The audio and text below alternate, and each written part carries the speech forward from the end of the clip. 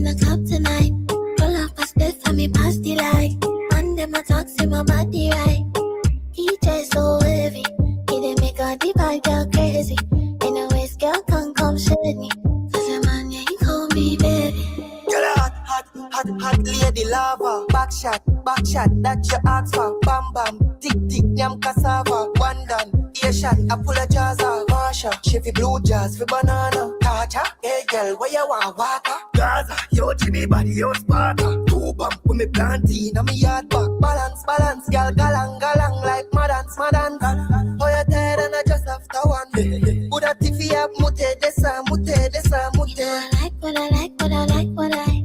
If you get lit in the club tonight, pull up a split for me past the light. And them a talk, see my body right. DJ so heavy, he dey make all the bad girl crazy. In a waist, girl can't come shade me. Cause your man, yeah, he call me baby. Pretty face, tight toe, back it up, don't stop, make it clap, they ain't realer than me. Any mini money more, can't get any man with me one, cause them all want me. Balance, day. Give you one time, then you hook on me. Galang, day. Hands for your toes, means goodbye, day. Yeah, island baddie and she pop it for daddy and she really good at it and that ass sitting fatty. One more time, she gon' get a Burke baggy. I'ma pull up in the bin, she gon' give me the best punani. Yeah, Chris, Ashley, bring 'em in the backseat. Baby, let's run it like a track. Pennies on the dash, every gala get nasty. We can keep it litty all night, don't ask me. She a top 5 freak on a high. She got me like, oh me, oh my. She wanna eat, she like bismillah. She don't go, says she like what I like. Like what I. If you get lit in the club tonight, pull up a split for me past the light. And them a talk, see my body right. DJ so heavy, he dey make all the bad girl crazy. In a waist, girl can't come shade me.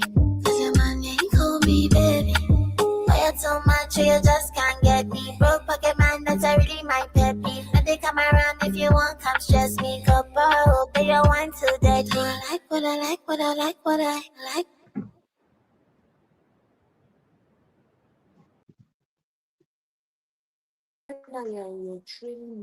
Well done, Olo. That song was fire.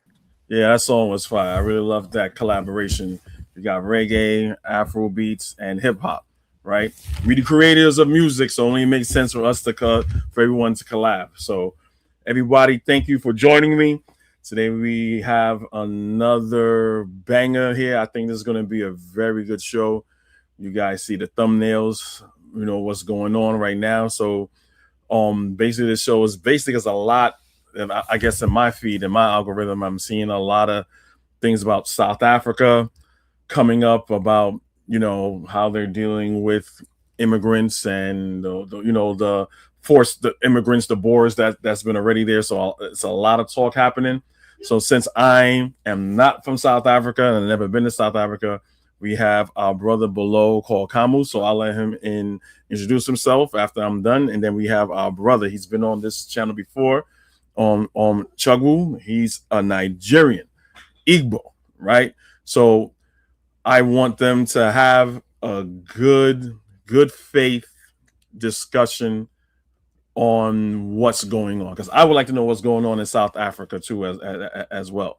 So Kamu, I'm gonna let you introduce yourself, and after Kamu, you finish introducing yourself, then Chuck, then you go introduce yourself as well. You got the floor. Thank you, man. I'm glad to be here. My name is Kamu Muloi from South Africa. I'm a Pan-Africanist, even though it looks a bit shaky right now, but we still believe in the values of Pan-Africanism, and that the only solution for Africa to prosper is through unity of Africans, those at home and abroad. But it's gonna take us a minute to get to that level, and we also acknowledge the problems that we have to deal with present on our present political climate and reality. So I'm looking forward to share perspectives from a South African point of view, and hopefully it will be a respectful dialogue between brothers, even though we don't agree on certain things, but keep it cordial and display the African man that we aspire for the young ones to learn from, not constantly eating each other and, disagreeing respectfully and gracefully and, yeah, see where that will take us. All right, sounds good. I don't know if it's just me, but if you can, Kamu, wherever your mic is, could you like talk into it or turn your volume up? I don't know. On my end, I can hear you, but you're a little low. Okay, I'll try to speak to my earpiece. I don't know, or A maybe little bit. I'll try to I'll No, try that's perfect. to Right there is perfect. yeah, Yeah, that sounds good there. Yeah. All right, you got the floor, Chuck. okay. Respect. And shout out to you, Kamu. Thanks for coming out. Shout out to Kofi for arranging this debate. I, let me just make my introduction. I am Chukwu Igwe. I am Igbo. I was born in Nigeria. I've raised in the States since the age of 5. I'm Nigerian, American. I'm in the diaspora. And these topics are very interesting to me, especially I consider myself a Pan-Africanist, and I do see the same challenges that Camus sees when it comes to Pan-Africanism. We are not in agreement on a lot of things, but I respect him as an individual, and I really want to have this discussion and hear his point of view and see where we can find commonality.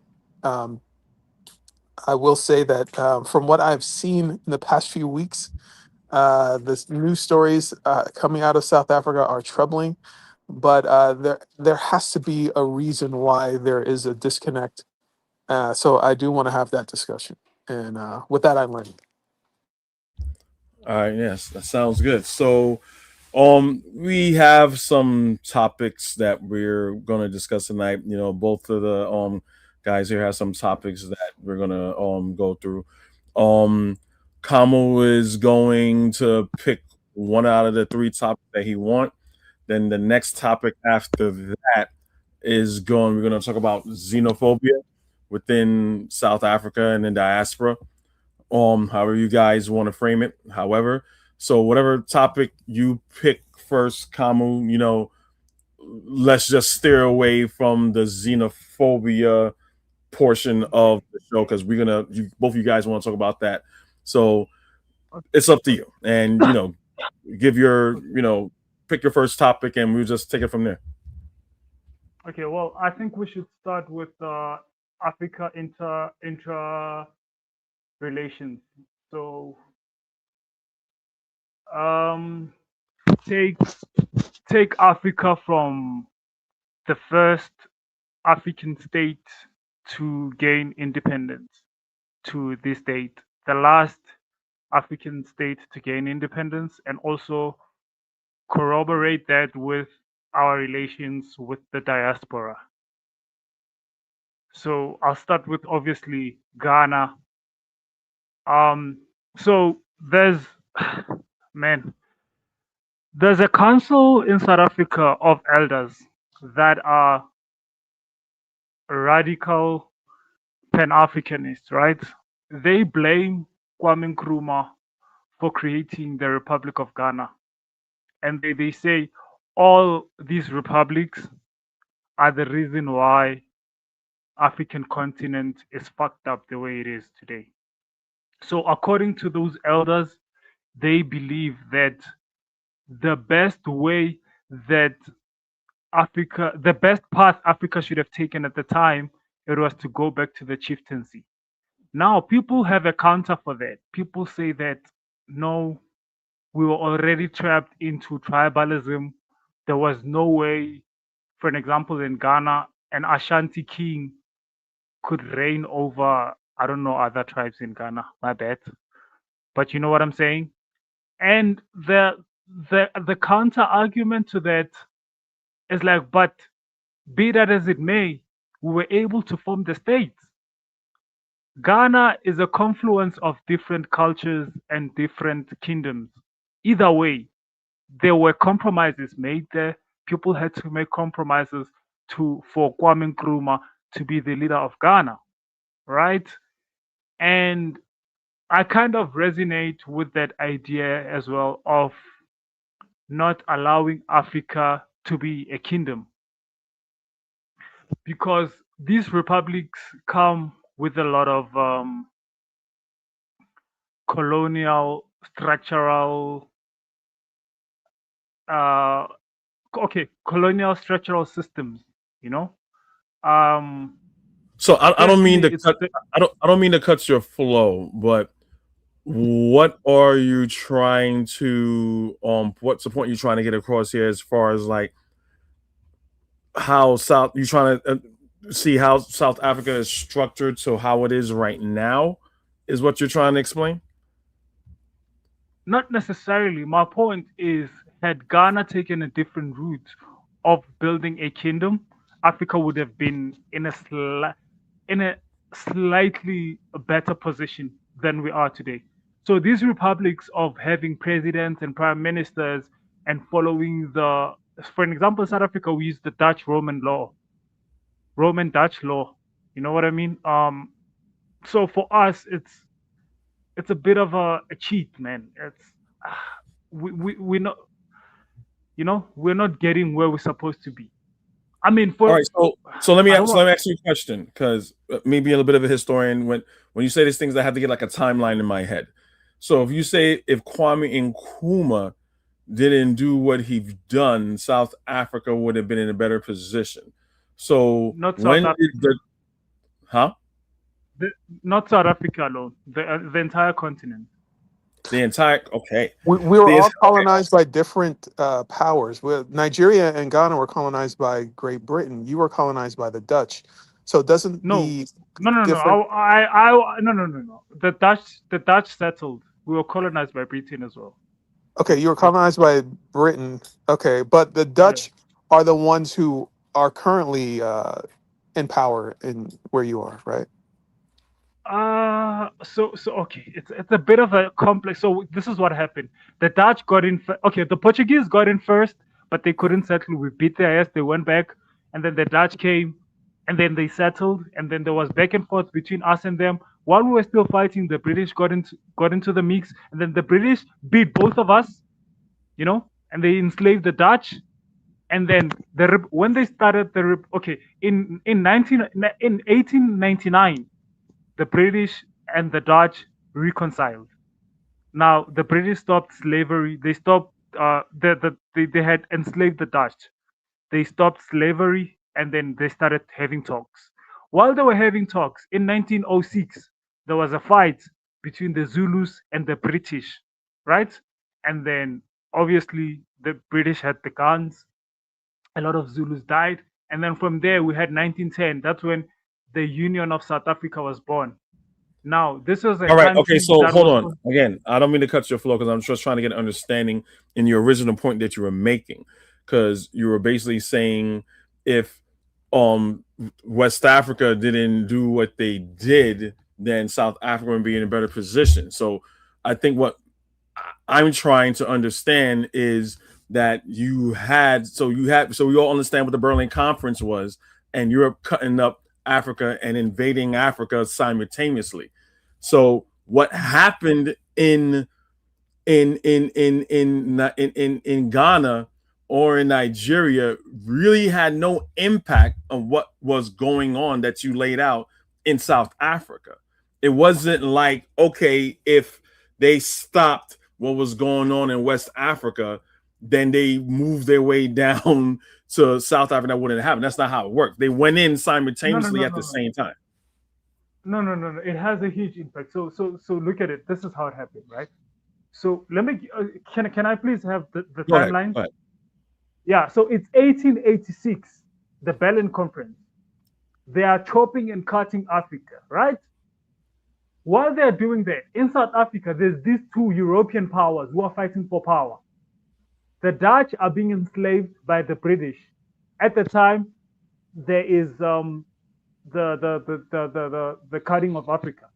Now, these Dutch who are slaves, they can't stand these ones, the British, right?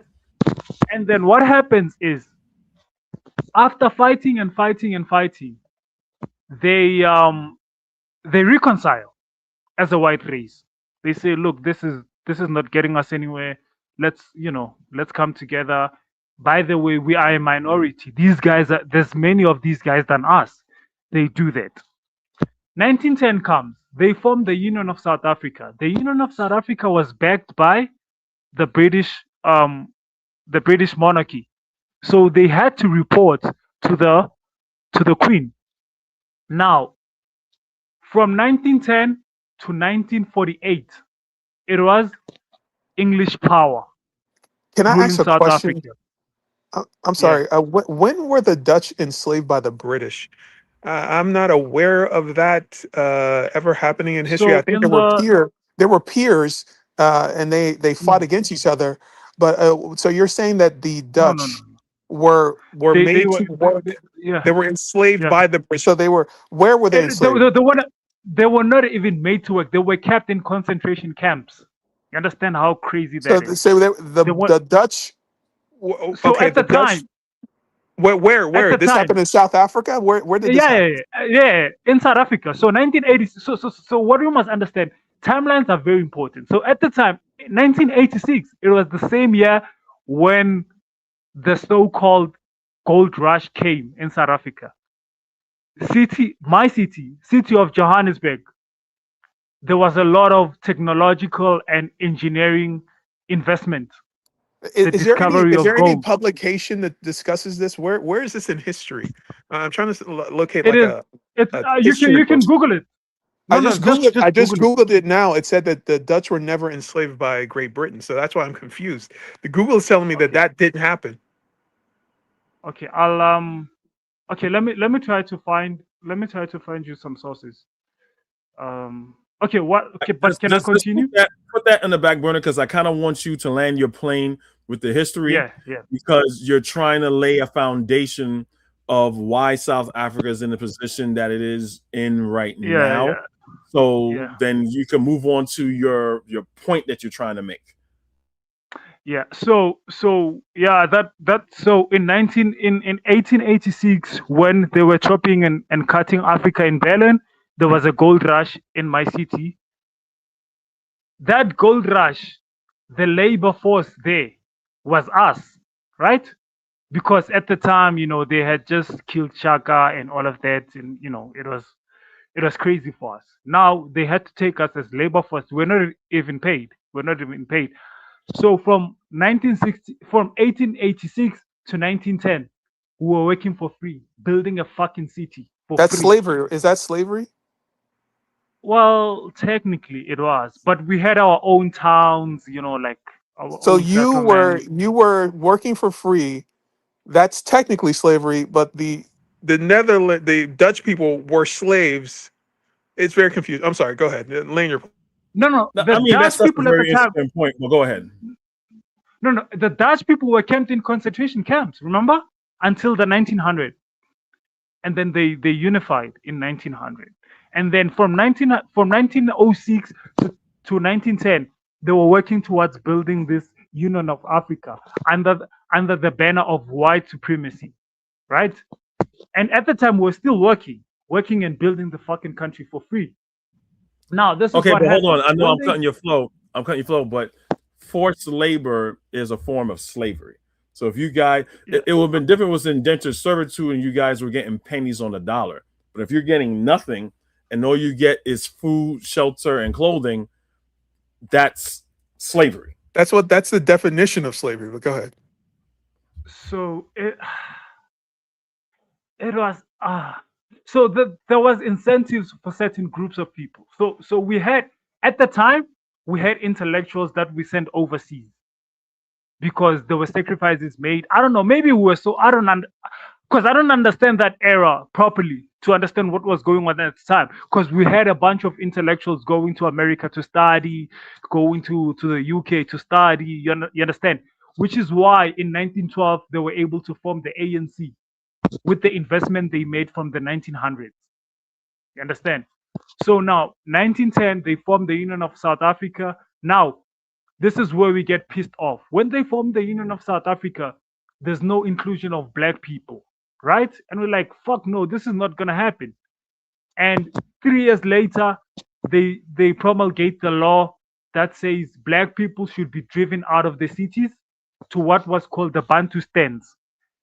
It's now these 11 official groups being taken to the outskirts of the cities they have been building, you know? And then it only took us a year. Okay, it was a year before the ANC was formed. The ANC was formed on an idea of being included in the Union of South Africa. Sweet. Now we move. They were enjoying South Africa's economy at the time, you know, our labor and all of that. But now there was a problem during that period as well. The problem was we had people coming from Malawi waiting at the gate to replace our fathers who were working at the time. So if our fathers were saying, no, we're not going to work for this much, the Malawians were waiting at the gate to say, hey, boss, you can take me. Wait, hold on a second. Because you went from forced labor to Malawi's coming in asking for a particular wage, and you're like, well, no, you're not gonna get those people. We want a higher wage. So I guess there's a disconnect on me. So when did you guys start getting paid for your labor? So I think that starts with the Union of South Africa, because now there has to be records sent to the British British monarchy, right? And our parents were like, fuck no, we're not gonna take this. So who's in charge? Who's in charge during the Union of South Africa? The British is in charge. We still call it. It's still a heavy call. So it's like a proxy state for Britain, you know, but under whites. Yeah, but now the whites, the British and the Dutch have united now. You know. So they're both sharing. They're both sharing in, you know, stealing from you, your labor and your resources. And they're staying in the suburbs, you know, and they have driven us out now. Remember, there was a law 3 years later. They have drafted a law that black people should go to the outskirts. And now, when that happened, they evicted you out of your indigenous land. They put you out. Yeah. Wow, now we are driven to. Yeah, but even in those Bantu stands, we have our own governing systems. Now we have our own leaders, you know. But they also take instructions from the apartheid guys. They report to no, it's not apartheid, I'm sorry. They take instructions from the Union of South Africa. They still had indirect rule over you even after they put you out of your land and into those Bantu stands. The leaders of the Bantu stands answer to the government. Okay, understood. Go ahead. To the guy, yes. Clean. Now we move fast forward. 1948. 1948. The Dutch get their chance. Now it's no longer the British in charge. It's no longer white supremacy under the British rule. They give the Dutch a chance. When the Dutch get a chance in 1948, the first thing they do is apartheid. So what were the Dutch not white supremacists? They were, but they were like second class. So they were of South Africa. Well, so I guess the hierarchy is there because since the British rule and the British has the money, even though but the Dutch is still white, so the Dutch is still going to have more preference. And there's Indians. There's also Indians, black South Africans. Yeah, you know, it's like with the English. English does that to the Irish. They do that to the Scots. You know what I'm saying? They're low caste, but when they go to a place where black and brown people, then the same. Irish, Coffee. I also forgot to bring up the Indians. So it was not only Malawians. The Zulu said we are not even working for. It was the sugar canes. They said we are not even working for these guys. They stole our land. So the Zulus have always been on that mentality. We want our land back, right? The Sothos in the interior, they were also working their mines, but through illegal means. You understand? So we understood that I am, for an example, I am Sotho myself. I'm Sotho. And most of my people are in the country. Lesotho is within South Africa, right? So those guys. What makes them illegal? You said illegal means they're on. What? So let me talk about Sutu guys. So the Sutu guys, even at that time of the Union of South Africa, they were saying, fuck no, we are going to those mines to work for ourselves. So they were going there to steal the resources. You But understand? that's your land, isn't it? How are you stealing Exactly. from your So own Yeah, land? I guess he's saying in the yeah, lens of quote unquote the you law they're understand stealing. the law, the you understand? So we were stealing there at the time. Where we it was like fuck no, we're not working for these guys in our own land. We are going there to steal our own gold. And mind you, we still treat it like that even till this day. But anyway, so 1948 happens. Now apartheid is here. Apartheid does it worse because there are people who come from the so-called Bantustan who are driven out. They are coming to the cities to work. Now the population is growing. The apartheid guys are like, fuck no, we are kicking them back again. They must go to their homeland, right? They kick us to the homelands. Um, Now there's townships. The But wait. townships were When you say created. homeland, what is homeland? Is Bantustan? What is homeland? I don't Yeah, it's understand. Bantustan. Yeah, it's So Bantustan. it's like the reservation that you put you on. They want you to go there. Yeah, yeah. Okay, They got say it. Got these it. townships. They say no, no, no. These townships are fucking growing, man. They are, they are growing. So work is getting bigger. It's no, we can't allow this. They must go back. And now, 1960, we have our first um uh rebellion in where my father was born, Sharpeville. So the apartheid government required us to walk with our pass, a an ID. It was a huge document like this, you know. And there was a oh sorry my bad. There was a breakout within the ANC. I don't know if you guys know this gentleman. He's a fucking icon in South Africa, Robert Sobukwe. He was inspired by Marcus Garvey. That's where Pan Africanism in South Africa got prominent. There was a breakout from the youth in the ANC because this guy is saying, no, no, no, the ANC is only for the elite. All these guys, they speak English, they went to overseas school. All they want is just a seat at the table. They don't want to reclaim the land, you know? Now, this breakout inspired people like Steve Biko, like 10 years later, 15 years later. Now, there's two movements now. There's a movement that wants a seat at the table, and there's a radical movement that says, fuck these guys, we want what our own. You know? 1960, Now, our now, first so let me get these two groups are indigenous South Africans. yeah, yeah, Okay, yeah. so you It's have people from the same soil with two different ideologies. yeah, yeah. And they are both led by intellectuals. So Robert Sobukwe, who break out from the ANC, was a lecturer at the Witwatersrand University, the highest ranked university in Africa. Are And the there tribal ANC, differences? Are there any tribal differences? no, Are they both no, not Zulus? not Are they not at the both time. No, no, no. okay? Not Got at, it. Got it. we don't even speak like that at the time, right?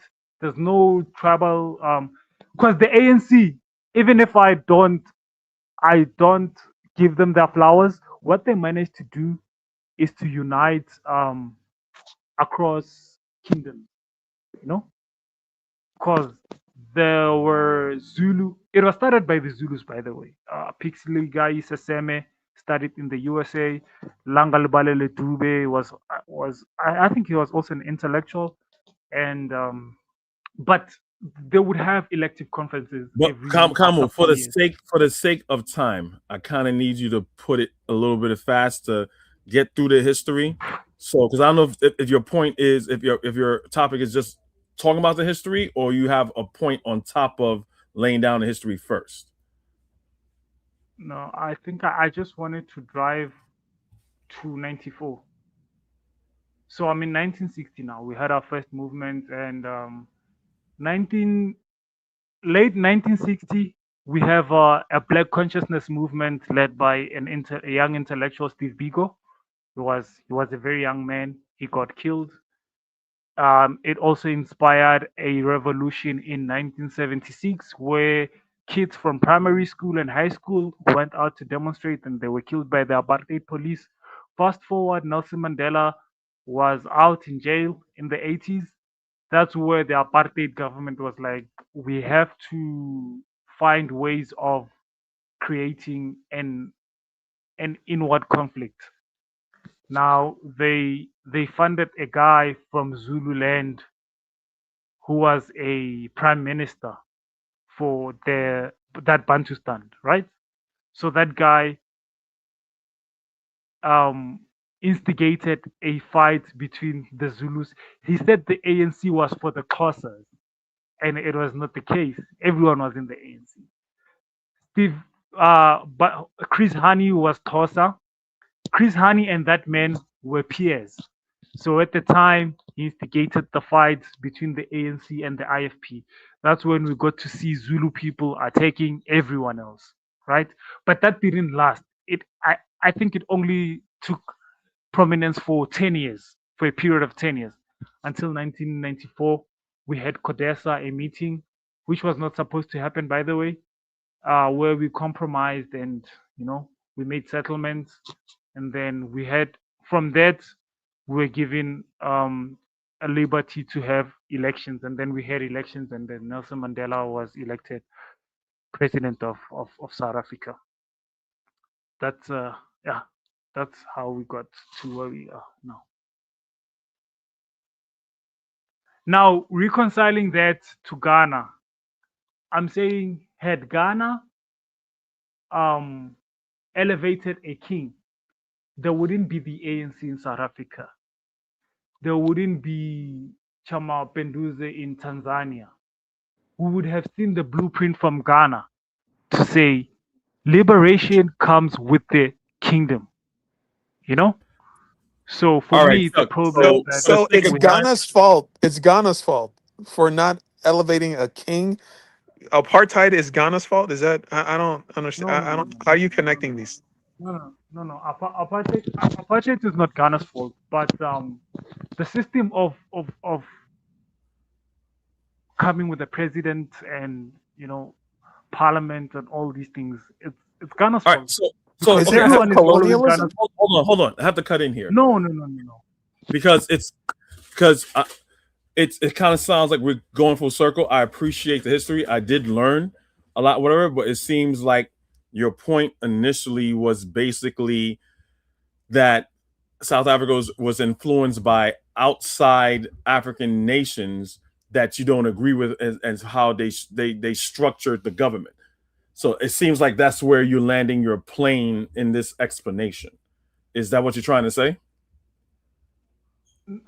I don't want to say South Africa alone, man, because it makes it sound bad. I just want to say, Be- like, Africa's politics was shaped by Ghana. How? Okay, hold on. This is my disagreement. This is my disagreement where I'm not trying to undermine your story because it's your story, it's your history, right? But from understanding from a and I've said this forever when you're learning African history, right? The only people that have not been colonized in Africa is Ethiopia, right? Yeah. But Ethiopia used to be a lot bigger than what it is, so that's a whole different story. But Okay. what I'm trying to say is when it comes to us being colonized and enslaved, this didn't happen. It's not like what happened to the small hats, where something happened within a generation, and within that same generation, they get their political financial freedom, so they go back to their old ways. With us, it happened for a longer period of time. So now that you're at a point where you could now govern yourself, these are the great grandchildren of the people who were first colonized. So when Shaka when Shaka lost to the British, right? It's not the same people that is now in power. That's Shaka why was killed by his own brother. He was killed by his own brother. His brother that was the real, Aided by the king or whatever. English. Yeah. So I understand what you're saying on Kamu, but it makes no sense because at the same time, all we know is British rule at that time on how to govern. So yes, what we're supposed to do, is go to our elders and like, how did your father or your grandfather rule the kingdom? But we didn't do that. We look, okay, here's the British monarchy. We don't want a king, right? So we're gonna go to what the British standard of government is, which is a parliament. Coffee, here's the But can I crazy. say Here's something? the Can I say crazy. something? The way the Europeans rule is by divide and conquer. This is how Right. they structured that. This is how they carved up the different areas. They wanted to cut off a tribe into two pieces so that one, so to divide them amongst themselves and then put them with tribes that they don't get along with, so that you can have a bunch of people always infighting, and then they would, elevate one tribe over another tribe, or give one tribe more resources than another tribe to spur Exactly. disagreements. They did that. They've They been did doing that it in since, Rwanda. They did slavery, that But in coffee, right? coffee. It's divide Here's and where my conquer point all is the made. way. It's all the way divide and But conquer. here is where my point lies, right? They were able to convince us to have a president. Look at the system of Britain even to this day. The monarchy still reigns supreme. Prime minister is just like, by the way, you know what I mean? The monarchy They, still reigns supreme. they For only us, reign supreme. They only reign supreme because they don't have a real monarchy on no more. The monarchy is just a showpiece of culture for Britain. The real power lies in their colonial satellites and all the gold and all the resources that they still hoarding and have from West Africa. That's where their true power lies. It's money. It's all that stuff no, is just no, no, no, a no. figurehead. No, my point is the ownership of resources, coffee, still lies with the monarchy. In South Africa is different. Do you understand that our 11 kings, bro, they get government grants? You understand how crazy that is? Our government has a budget for our kings, who's, bro, like, so for me, our kings were supposed to be at the helm, not the other way around. Okay, so let me Even ask you a now, question. They were So what conquered though. prevented that? So understand, I agree with you, Kamu. I agree with that, right? We should have went to our old traditional systems of governing. But my question to you would be why that didn't happen. it didn't happen because we saw the blueprint from Ghana. Wasn't And Wait, your for us, system it of was like government imposed on it you? was Wasn't your no, system it of was a government feudal. imposed on you? Was it imposed on you by the people who Well, are in charge now? technically it was, but we could have still. So for an example, Chukwu, we have I don't know if you know a country, Eswatini is also within South Africa, like on the far east. Is an absolute monarch. I think it's one of the two absolute monarchs in the world, right? That country, for me, at least, it's a standard. A king reigns supreme. He makes decisions almost on everything, right? And don't get me wrong, people are still fucked. Like there's there's a shortage of healthcare facilities and stuff like that. He's eating money with his 11 wives and stuff like that. So you But prefer an absolute monarch to democracy? Is that where what you're saying? democracy has proven not to work, man.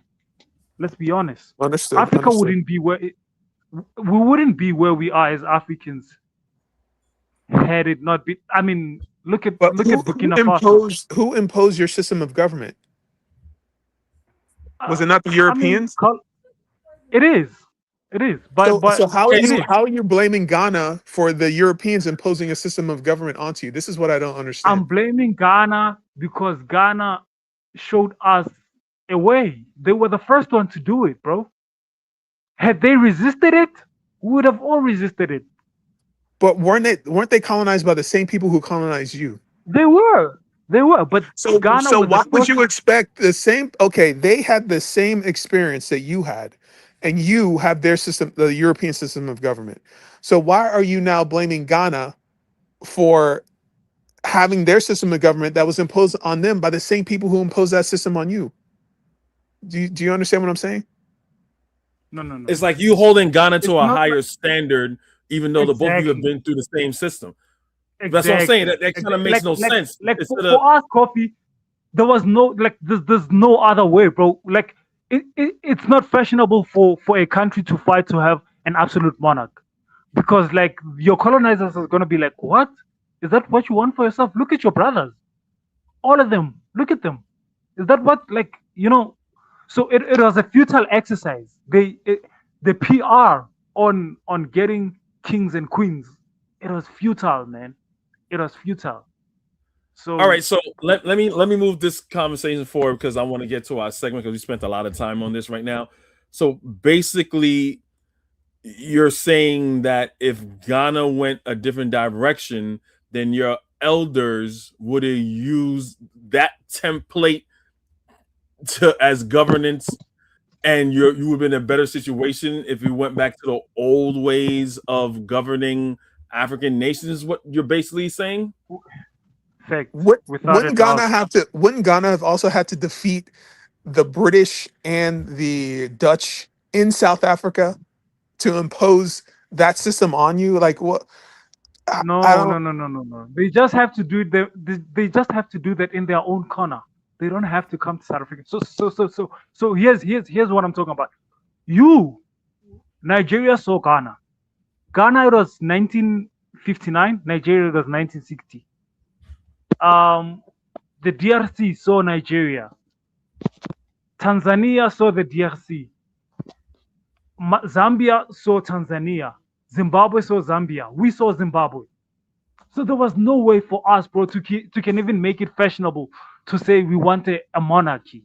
You understand? Okay. I think I know what you're saying. I think I know what you're saying. So basically, you're saying you understand? it's been harder to convince the people to do otherwise because you have something that they can see that's been shown and proved to work. And it seems to be working, yeah. And look at where we are now. I got what you're saying, but I get that. But I guess your words you're using as far as like blame is a bad choice of words. I understand what you're saying, but when you say blame, it's a bad choice of words. Look, Kofi. Also, another thing you need to understand with I'm speaking from trauma, right? So there hasn't been much accountability in Africa, bro. Like we shouldn't be where we are, right? Ghana is a big brother, and Ghana is not treated as such. People should be holding Ghana to a higher standard, man. There's no way Ghana today is still not competing with Japan, not competing with Singapore. Like Okay, but you don't live in Ghana. You don't live in Ghana. So okay, okay, explain to me this fixation on Ghana. So what would Ghana have to do now for you? Like what does Ghana have to do for you to be happy and for your life to move forward the way you want it to? What does Ghana have to change? Okay, then after this, we're gonna have to hold on. After this, we're gonna have to close this segment and we get to the xenophobia because we've been on this for an hour. Yeah, that's true. Okay, let's wrap it up. Yeah, okay. So for me, Ghana should be a big brother, and everyone should be looking up to it. No one in the continent looks up to Ghana. You understand? And that's a shame, bro. No one is holding Ghana accountable. I like Ghana. No, Nigerians don't look up to Ghana, man. Let's not do that. No one looks up to Ghana, bro. Whoa! He's a Nigerian. How can you say a Nigerian doesn't? Bro, you have a Nigerian here saying he looks up to Ghana. Kofi, we have 15 million Nigerians in South Africa, bro. And you don't have 15. You don't have 15 million. And you know what? You have to. They don't have 50 million Nigerians in South Africa. That's a lie. That's that number. I need to see proof. With Nigerians on social media, bro. I cannot bring proof, unfortunately. I cannot bring proof. Bro. How many million? How many million Nigerians are in South Africa? Hey man, I'm even being gracious, bro. It's more than 15. It's like 20 or something. All right, you're gonna have to pull that up somewhere. I need to see where you got that number from. Where's that number from? I cannot. Hey man, I cannot. Don't do that. Trust me, bro. I don't do trust me, bro. I don't do trust me, bro. You gotta. I need a number. You gotta trust me. Hold on, we're sidetracking. We're sidetracking. So Camu, Are we landing? Answer on Chuckway's question on what did Ghana has to do in order to have South Africa do a different direction. I don't understand what Ghana does have to do with South Africa in two entirely different countries.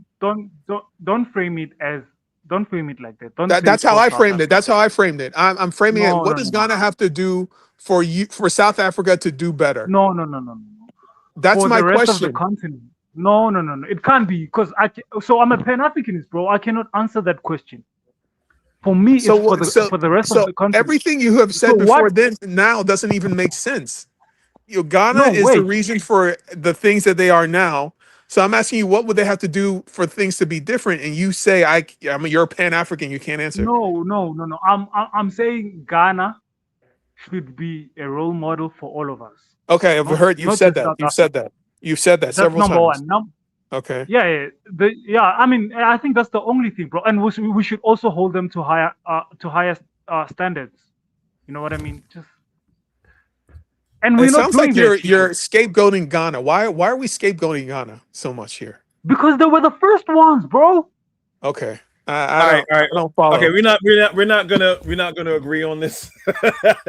Like, I understand what you're saying, Kamo. I do, because I understand if you have a government, right, and you trying to get back to the old ways of doing it, right, and to people that are colonized, and this human nature, it's hard to sell something that's old in current era that people don't see would work. Something that their grandparents talk about, where they see an actual model that's working, that's easier to sell. I get that 100%. I still don't understand, because South Africa and South Africans and Zulus are their own people, and they can make these decisions on their own, right? They're kind of like two separate things. You can't really blame another country for not doing something. You see what I'm trying to say? Because that's pretty much on you. You guys gotta take your responsibility of the actions that you made, even though it had all of the good intentions. So it's 2020 hindsight. Like, you tried it out, it looked good, it was working. You know what? Oh wow, we tried it out, it didn't work. Okay. So you really can't. Can I close it? Can I close it like this? So my people, my culture, Sutu people who are in the interior, like the heart of South Africa, they did what so they not entirely, but almost. A country, Lesotho, is a kingdom. You understand? There's only Sutu people in that country. It's a kingdom.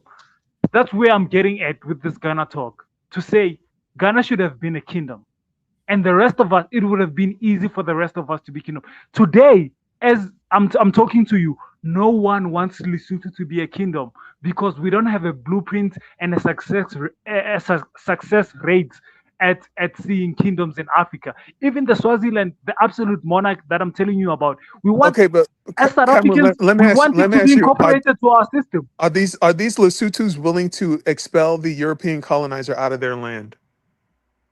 Well, we can't do that yet. I'm gonna have to close this segment. Okay. We're gonna get into this. We're gonna get into that. So right now, again, I'm gonna close the segment out.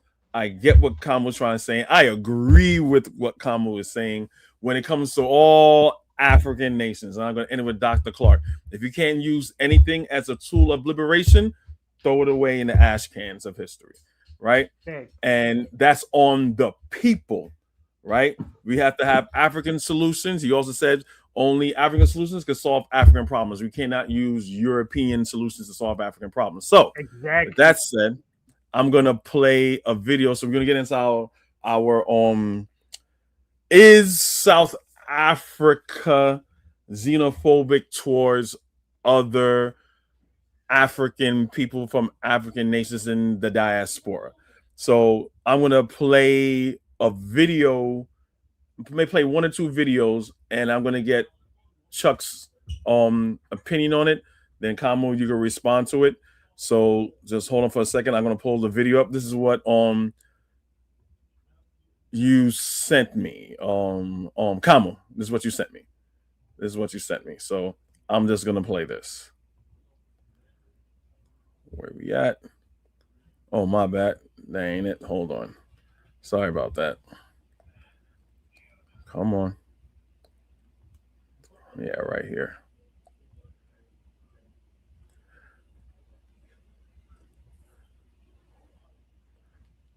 Oh, my bad. That's I'm a mess today.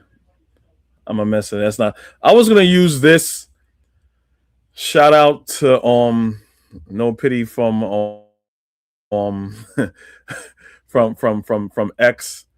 Oh man, where'd it go? From X. I was gonna use this, but I think this is more like anecdotal.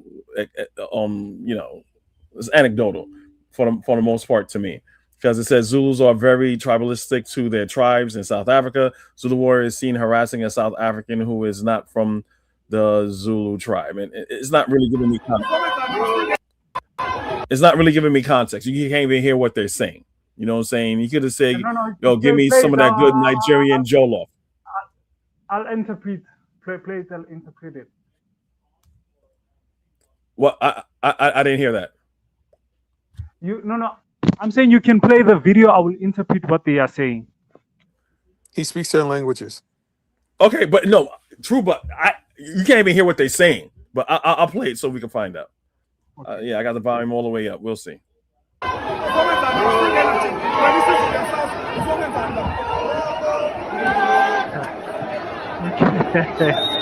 This is crazy.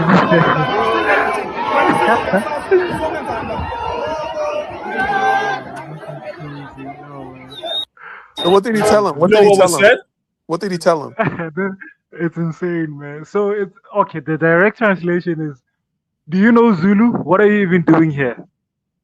You know. So he's saying you're not one of us. Is what's he saying? No, man. I saw this video, né? And I went through the comments. I think he was saying. So this guy with the feathers, he's a leader, right?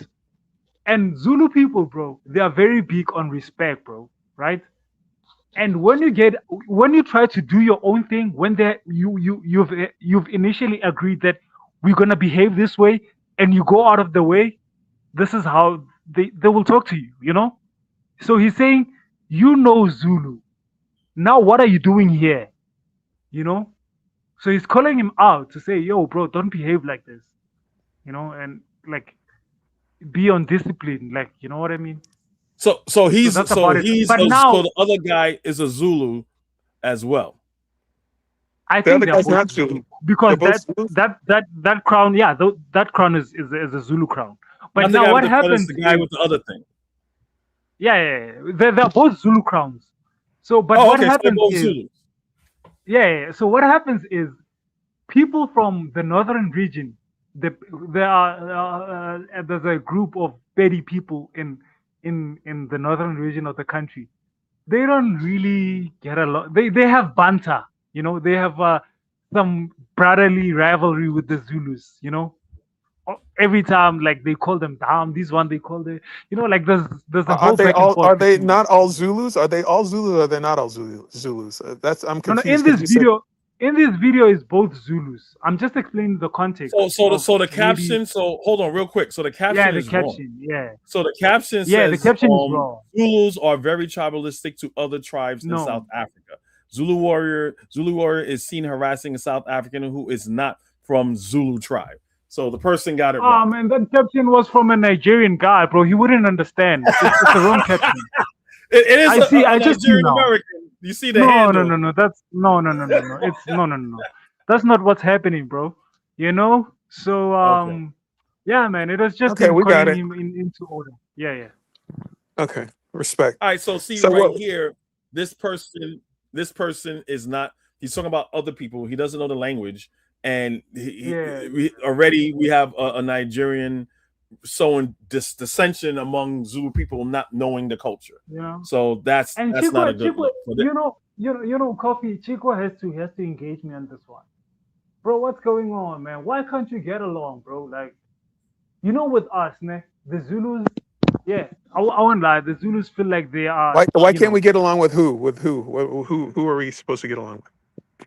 Like Igbo's house. So I have this girl, I space with her a lot. She's Igbo, bro, she doesn't want to even hear anything from Hausa people. She's like, your people are killing my people. I don't want to talk to you. I'm like, bro, you can't even talk to each other on the internet. Like that to me, bro. Like that's crazy, dog. Okay. I feel like we're doing a we're shifting the goalposts here. We're talking about South Africa. When you're talking about houses in Igbos, there was events during the Biafran Civil War that the houses were responsible for what you would call a genocide against the Igbos. So it's bad memories of this period of time in our history where they created the conditions where millions of our children starved to death on purpose. So that's it's to do with an event in history. But let's move forward. What are Okay. we watching? Okay. Okay, So okay.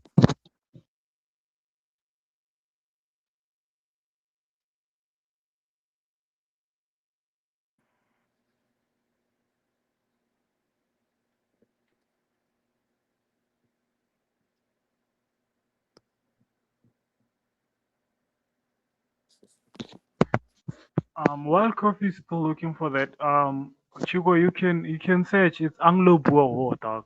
I don't know what you googled, but you can check the Anglo Boer War. You'd see that the Afrikaners were slaves.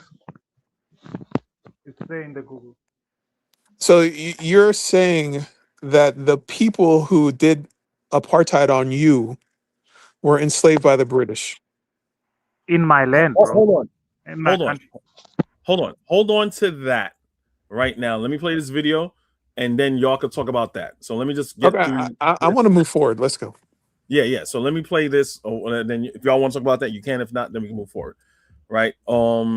Yeah. So this video is where are we at? Yeah, this video is from Uganda is bleeding. That's the handle. You see the flag, and they're saying Nigerians. This is from Kamo. And it's saying Nigerians are very lucky to have that they mostly have to deal.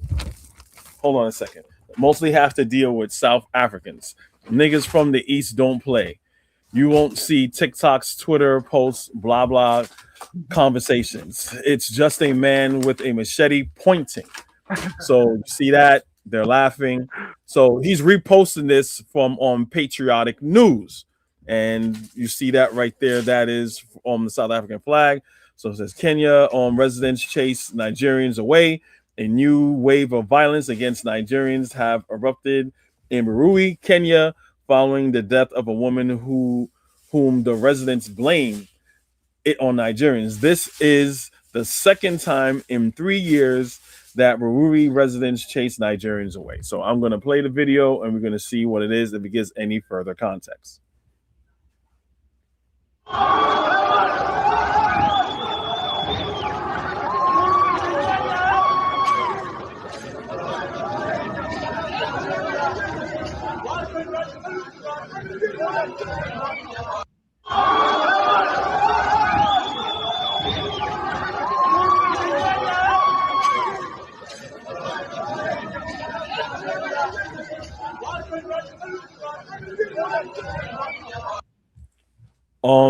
So what conclusions are we meant to make from this video? I see a cell phone video from a distance of people running, and this means what exactly?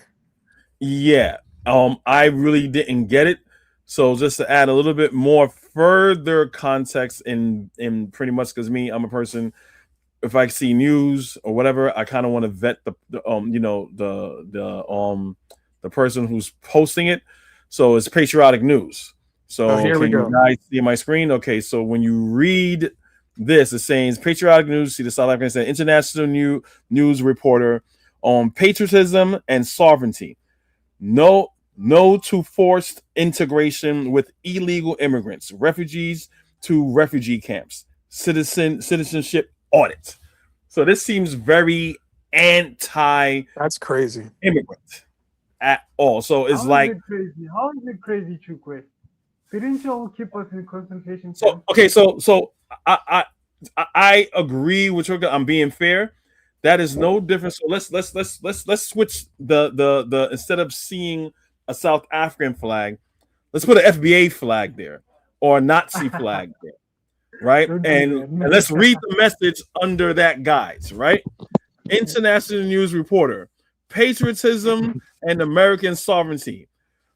No to force integration with tethers, with illegal Mexicans and immigrants and tethers, refugees from Sudan and refugee camps. Okay, hell but with let me ask Omar and Kamu, citizen audits. how do you feel about legal immigrants? Should legal immigrants be thrown out of the country? So I'll be honest with you. That's a yes or no. No. I have to give you context, brother. I had no problem with legal, especially African. I'm not, especially African. I had no problem with them until now, until recently. I look at how they respond to what's going Wait, on. so you had no problem with they- Africans until now. Now you hate these Nigerians. until recently. No. I look at how they are treating what's going on in South Africa now, bro. And I realize that there's no honesty here, bro. They understand what South Africans are going through. They understand the cries that South Africans are dealing with. You know what I So mean? you don't. So And on you top- think all immigrants should be driven out, legal, illegal? So Obviously, even the 80% of the people who are there legally, they should be kicked out of the country. I just want to be clear. Go ahead. It's not 80%. It's not 80%. It's not 80%. So it's impossible to kick out every foreigner, of course. So should they be But unalive then? Should they be killed then? no Oh, one should be killed. Chukwu, let him explain. He's using 1,000 words to say nothing though. This is what he's monopolized his entire program saying a bunch of nothing. I'd like to get my chance to speak. You're gonna get a chance to speak. You ask him Okay. a question, let him answer the question. I'm gonna mute. Then you respond. Yeah. So answer Chukwu's question about how you feel about the rest of the diaspora coming into South Africa. Do you have a problem with Africans coming there if they're illegal? If they're legal, is it okay for legal immigration of Nigerians and other people? Are you okay with that? Okay, thank you. So, as I said, I had no problem with legal immigrants in South Africa until recently. I look at how they respond to. Okay, I know I'm cutting you off. So now, so because you're kind of double talking, so you never had problems with Africans coming into South Africa, but now you have a problem with them. Am I clear? I do. Okay, so you have a problem with immigration. So explain us why you have a problem with black immigration. Yeah, black, specifically African, right? I look at how they treat us, bro, amongst the wave of allegations that are leveled against us. And I see the level of dishonesty. And to a certain extent, I don't even want to say this, bro. Because I don't believe it, But people are saying the envy. And to me, it's a disservice to have a brother who came to South Africa with a rare skill and also understand the context at which South Africans are living at, bro, and not sympathize with that. You understand what I mean? So what's happening for us to have this ridiculous influx of illegal immigrants? It's purely because of the legal ones. The legal ones can see the loophole in our government corruption. They can see the loophole in our South African police services. Therefore, they encourage people who do not have the right to come to South Africa to do so because there's no consequence on government side and police enforcement side, right? So, which is why I say what has been going on now kind of opened my eyes to realize that they are not here to be with us, bro. It's like, I don't know, they spite, like, I don't know, man. It's, to me, dog, like, it doesn't make sense, So, all right, so hold on. I wish for them to be put in the same basket, but I also understand that it will never happen. All right, so it sounds like you're saying. Can I respond at all? Okay, I'll let you respond. Go ahead. Okay, you said a lot. You said about envy. So let's look at what you're calling envy. 40% of Wait, Black South hold on. Africans. I'm trying to be fair. Come on. He didn't say specifically He what said the we're envy envying was. him. He's Yeah, saying that we envy the black immigrants envy what them. specifically is the envy? He Okay. didn't say. He made a generalization. So what envy Yeah. are you talking about, Kamo?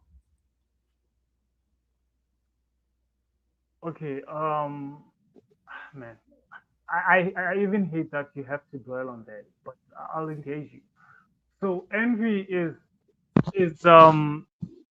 the, they want to replace Do we South envy your Africa. So HIV rates? Are we envying your Whoa, come dropout on, rates? whoa. Help me understand. What are Let's we not do envying? that. Help me okay, you can understand. play that. No, You can't do that. He You even can didn't play answer. that game. I won't play that game with you. So when I talk about envy, right? So we have a loophole in our constitution, Coffee, which is something that we're gonna fix now. Our constitution, because of the Bill of Rights, stipulates that South Africa belongs to all who live in it, right? And because of that, bro, people come here with that mentality of replacing the natives, call us That's names. okay. Your constitution says that uh, immigrants, asylum seekers should have human rights. And so you're saying that Yeah, the fact that your constitution says that immigrants and asylum seekers should have human rights, that means that they are trying to replace you. Can you break I that didn't speak down? about human. I didn't speak about human rights. That's what No, your I said he's they constitution should. addressing. says. He's addressing the No, Constitution. no, That's what your constitution no, says, though.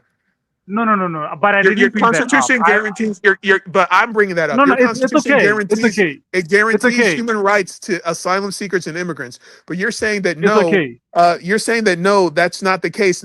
You don't care what your constitution says. I don't. You No, no, think no, no. I didn't say you that. think No, that no, no, mob justice should you should not no. use the laws. You think that mob justice should On, rule the country. hold on. I So, didn't say that. hold on a second. I need to put this back on track. I asked Kamu, what are the Nigerians going to South Africa jealous of? Kamu, you said their constitution, because of in your constitution it says that the constitution says South that Africa South Africa belongs the constitution says the land is for South Africans. So are you trying to say that No, Nigerians coming no, to South Africa is jealous that they no. have You're not hearing land? me. No. Coffee, you're not hearing me. I'm saying our constitution says South Africa belongs to all who live in it, Okay. which is a Which would exactly. include So which would include immigrants. you understand? Okay. But when you read it Where's the like jealousy? thoroughly, no. When you read it thoroughly, it doesn't include immigrants. It says black and white because of, No, it does include immigrants, sir, specifically in Section 9 of your Constitution. And can you explain to me where in your Constitution does it say that mob justice should rule and that people should be beaten and unalived in the streets? Where does it say that in your Constitution, sir? there's no constitution that says that, bro. I don't know why you're But bringing that that's up, what's bro. happening. That's what's happening Okay. in South Hold on. Africa. That's not He what. answered. He That's answered. not what's I don't want happening. to get off track. So okay. I'm gonna give it back to Chukwu because I interrupt on Chegway because I want to know Okay. what the jealousy thing is that you said. So he's addressing that. So again, what is in one sentence? What is the jealousy that Nigerians have about South Africans? That's what I want to know. Kofi, I don't like this, man. I don't like this. I don't want to lie. I don't like It's a this. But straight, it's a direct question. no. You don't answer but I don't you didn't use. I'm sorry if I didn't hear you right. You said envy. You said jealousy. Did you? Yeah, not? but also you have to I take want to know like what's the the context, jealousy about. the context at which I brought that up. I said people around South Africa. I don't feel that way, bro. Which is I don't like this That's question, what but I you can answer it. said. That's what you said, sir. So what are we Yeah, but jealous of? no. I said envy, not jealous. There's a difference. Okay, envy. Right? What are we envious of? Yeah. Whatever euphemism So you want to call it. So what they're envious about? a working system. A working functional system. country, What do bro. you mean specifically? Working system. A functional country. South Africa, Well, bro, we okay, can literally okay, have our okay, president. ah, woo, okay. So is your claim saying that the Nigerians that left Nigeria going to South Africa is envious because South Africa has a better working government than the one that they left, is what you're saying? Well, that's what my people say, bro. No, we're not. That's what my Okay, people say. but you're here now representing them. So I want to know, since you're in South Africa and you're an Yeah, indigenous yeah. I native there, I mean, want yeah, to know without a what the doubt, bro. consensus is. Yeah, our government is functional, bro. We can literally have our president No, address us today. that's no. But my question is your claim saying that most indigenous Black South Africans feel that the Nigerians are only coming to South Africa because Not South only, Africa has not a only better run? Nigerians, Kofi. Not only Nigerians, bro. I said black people who come to Oh, South Africa. Black okay, Africans. but What about the white people who come to South okay, Africa? but hold on. I'm trying to go on stage with this. Come I'm on. trying to Oh my understand God. something before we move forward in that claim. So you're saying that night. So one of the reasons why other people from other countries of Africa come to South Africa because the government is better, well ran than other countries. Is what you're saying? Without a doubt, brother. Okay. All right. So Chukwu, you get to ask a question then. I have several questions. All right. Go ahead. So, okay, hang on. So you have a 40% unemployment rate for Black South Africans, 7% unemployment rate for the white South Africans. You have a high school dropout rate of 60%. So only 30% of Black South Africans who enter high school come out the other side with a diploma. You have high rates of unemployment, high rates of dropping out, high rates of government dependency, right? It's not jealousy, Mm. it's not envy.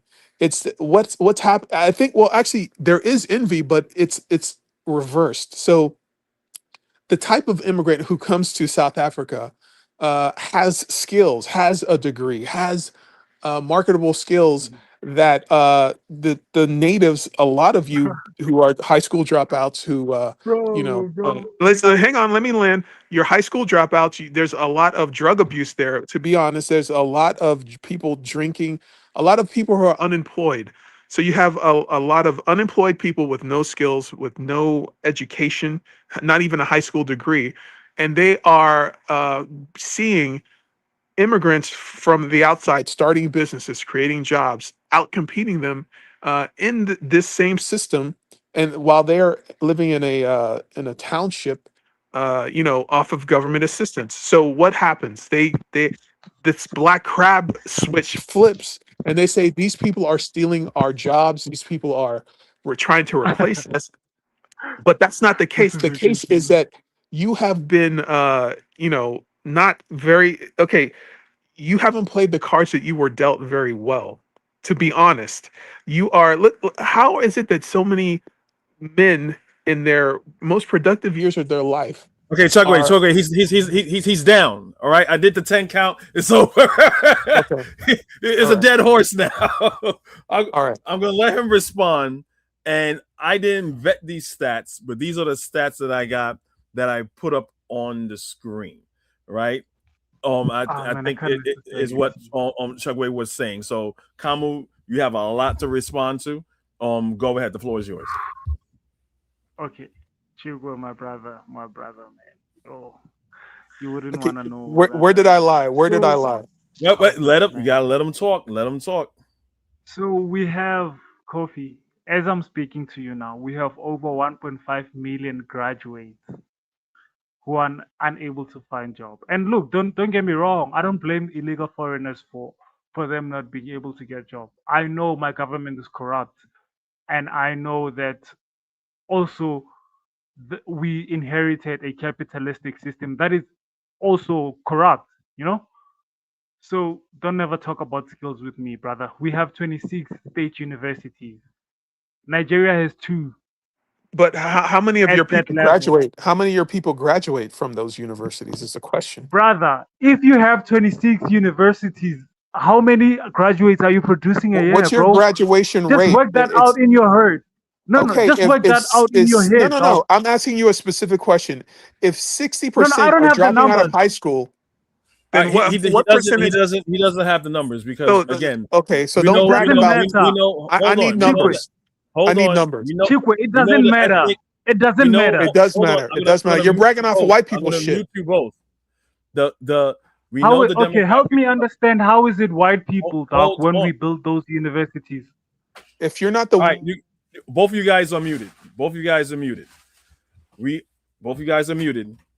We understand the demographic of South Africa. Kamu doesn't have the numbers right now. That is fine, right? He's not going to sit here. He's not going to lie, right?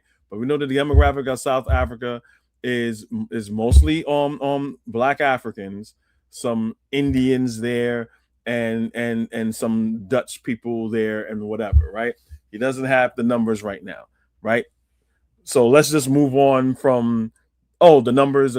Give me the numbers, right? So Kamu, go ahead, finish explaining on these stats. You're muted, Kamu. You're muted. Bad.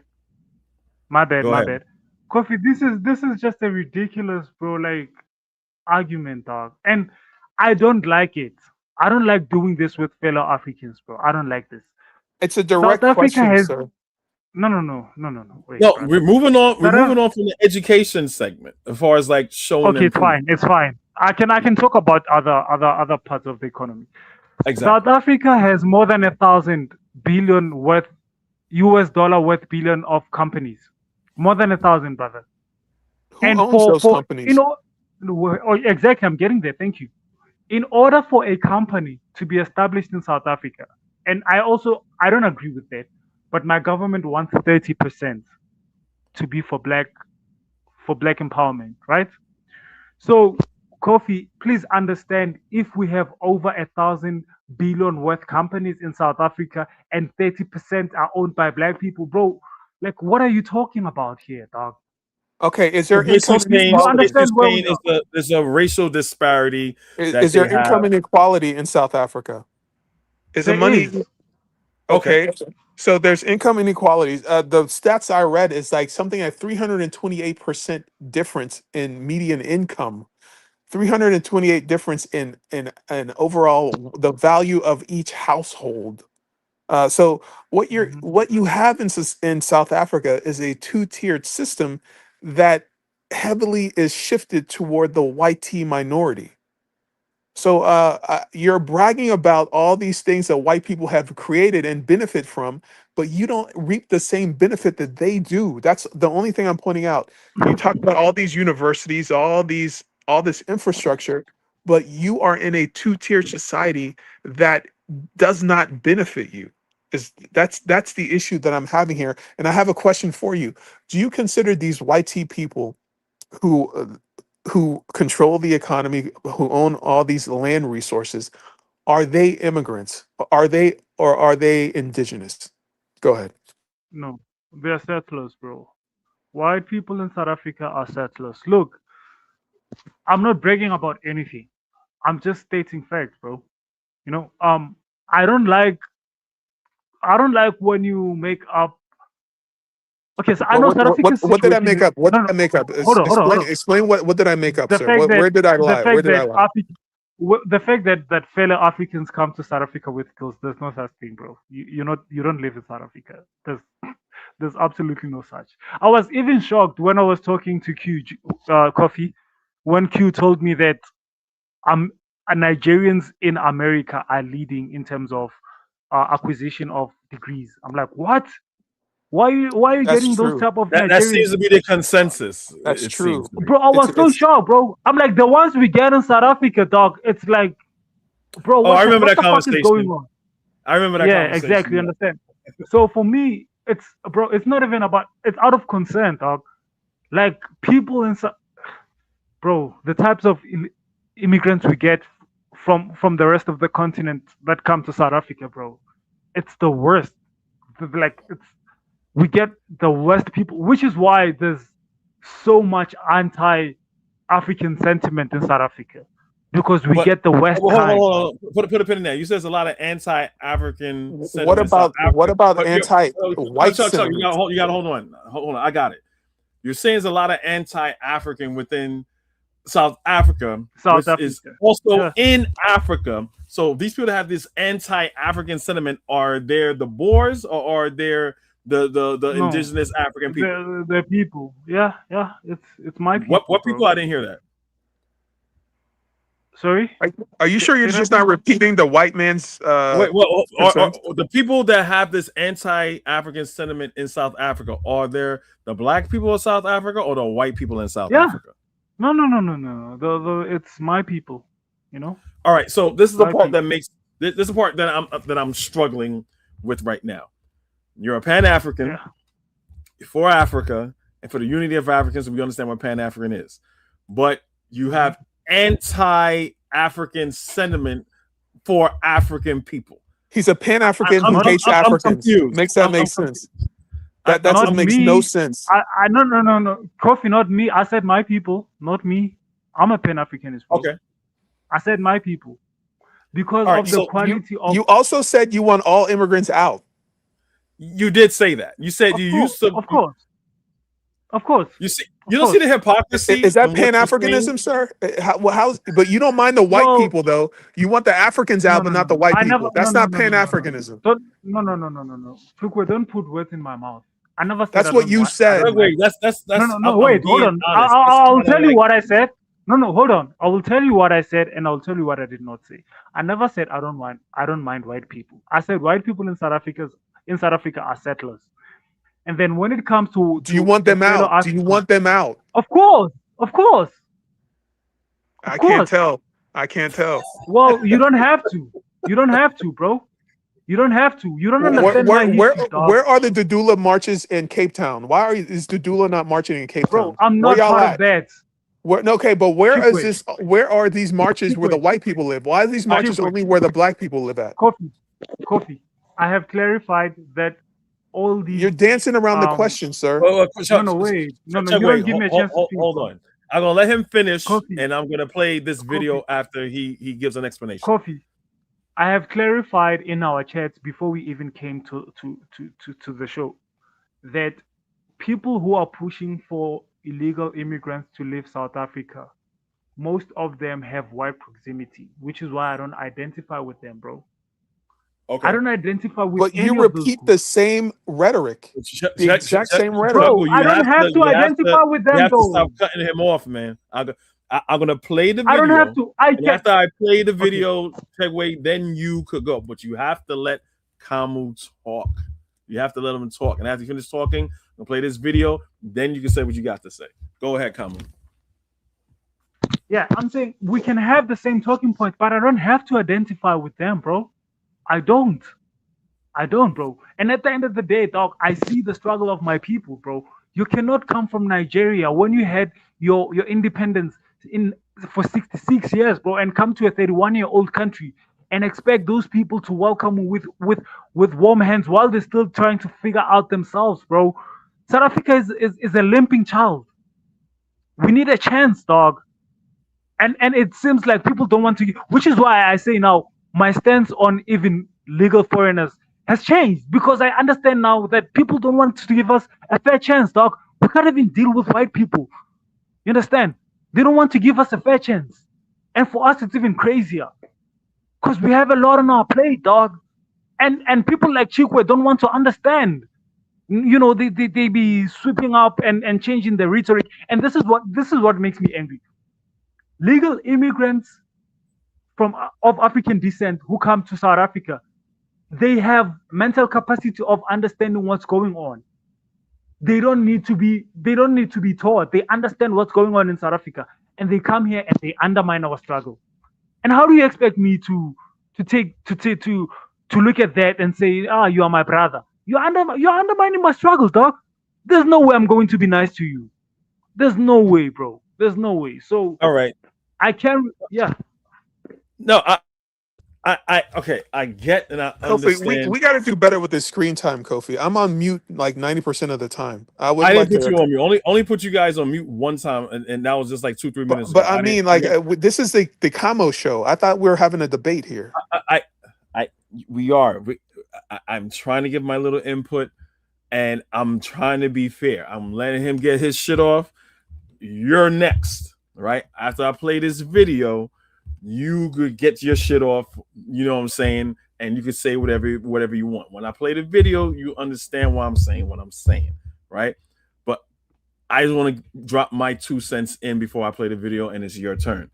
I understand what Kamo is saying, especially when he says South, like Nigeria, you guys, you know what I'm saying, gotta have like a 60-year run. South Africa, they cannot say the same thing. They're still a stumbling baby, a limping child. So what he's saying, they got so much on their plate that they're not able to get started. You know what I'm saying? And they're having Nigerians and other people that's undermining, that's making it difficult for them.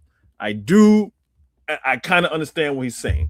I may not be in full agreement, but I kind of understand that plight, because then I'm putting myself in his situation, where coming from a country where it's not just dominantly black people, like my country in Guyana is a racial struggle too. I mean, we killed some coolies, but it's a struggle. You know what I'm saying? Where I want more black people in there. There's a little bit more Indians there, even though Ali is, shout out to him. He was on a part of UN saying that slavery is a crime against humanity. So he is on board when it comes to that, but I still want to get our numbers up. You know what I'm saying? So I'm not thrilled about that. I'm not thrilled about, hey, there may be potentially some Venezuelans and other people coming in. Like, okay, let's get our shit together first. You know what I'm saying? So I'm gonna play this video, and after the video's over, then on check with then it's all you. It's all you. So let me play it right now. Wealthiest sub-Saharan African countries.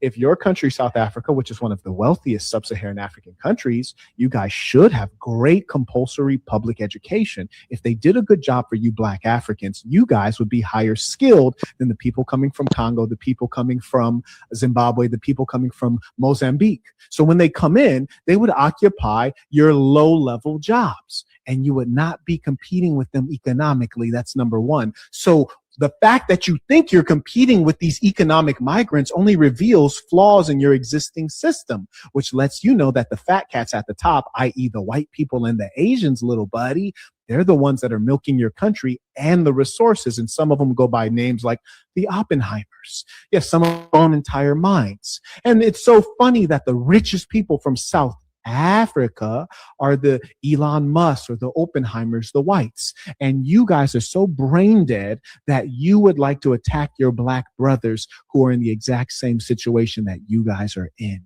That's true stupidity. I yield the floor.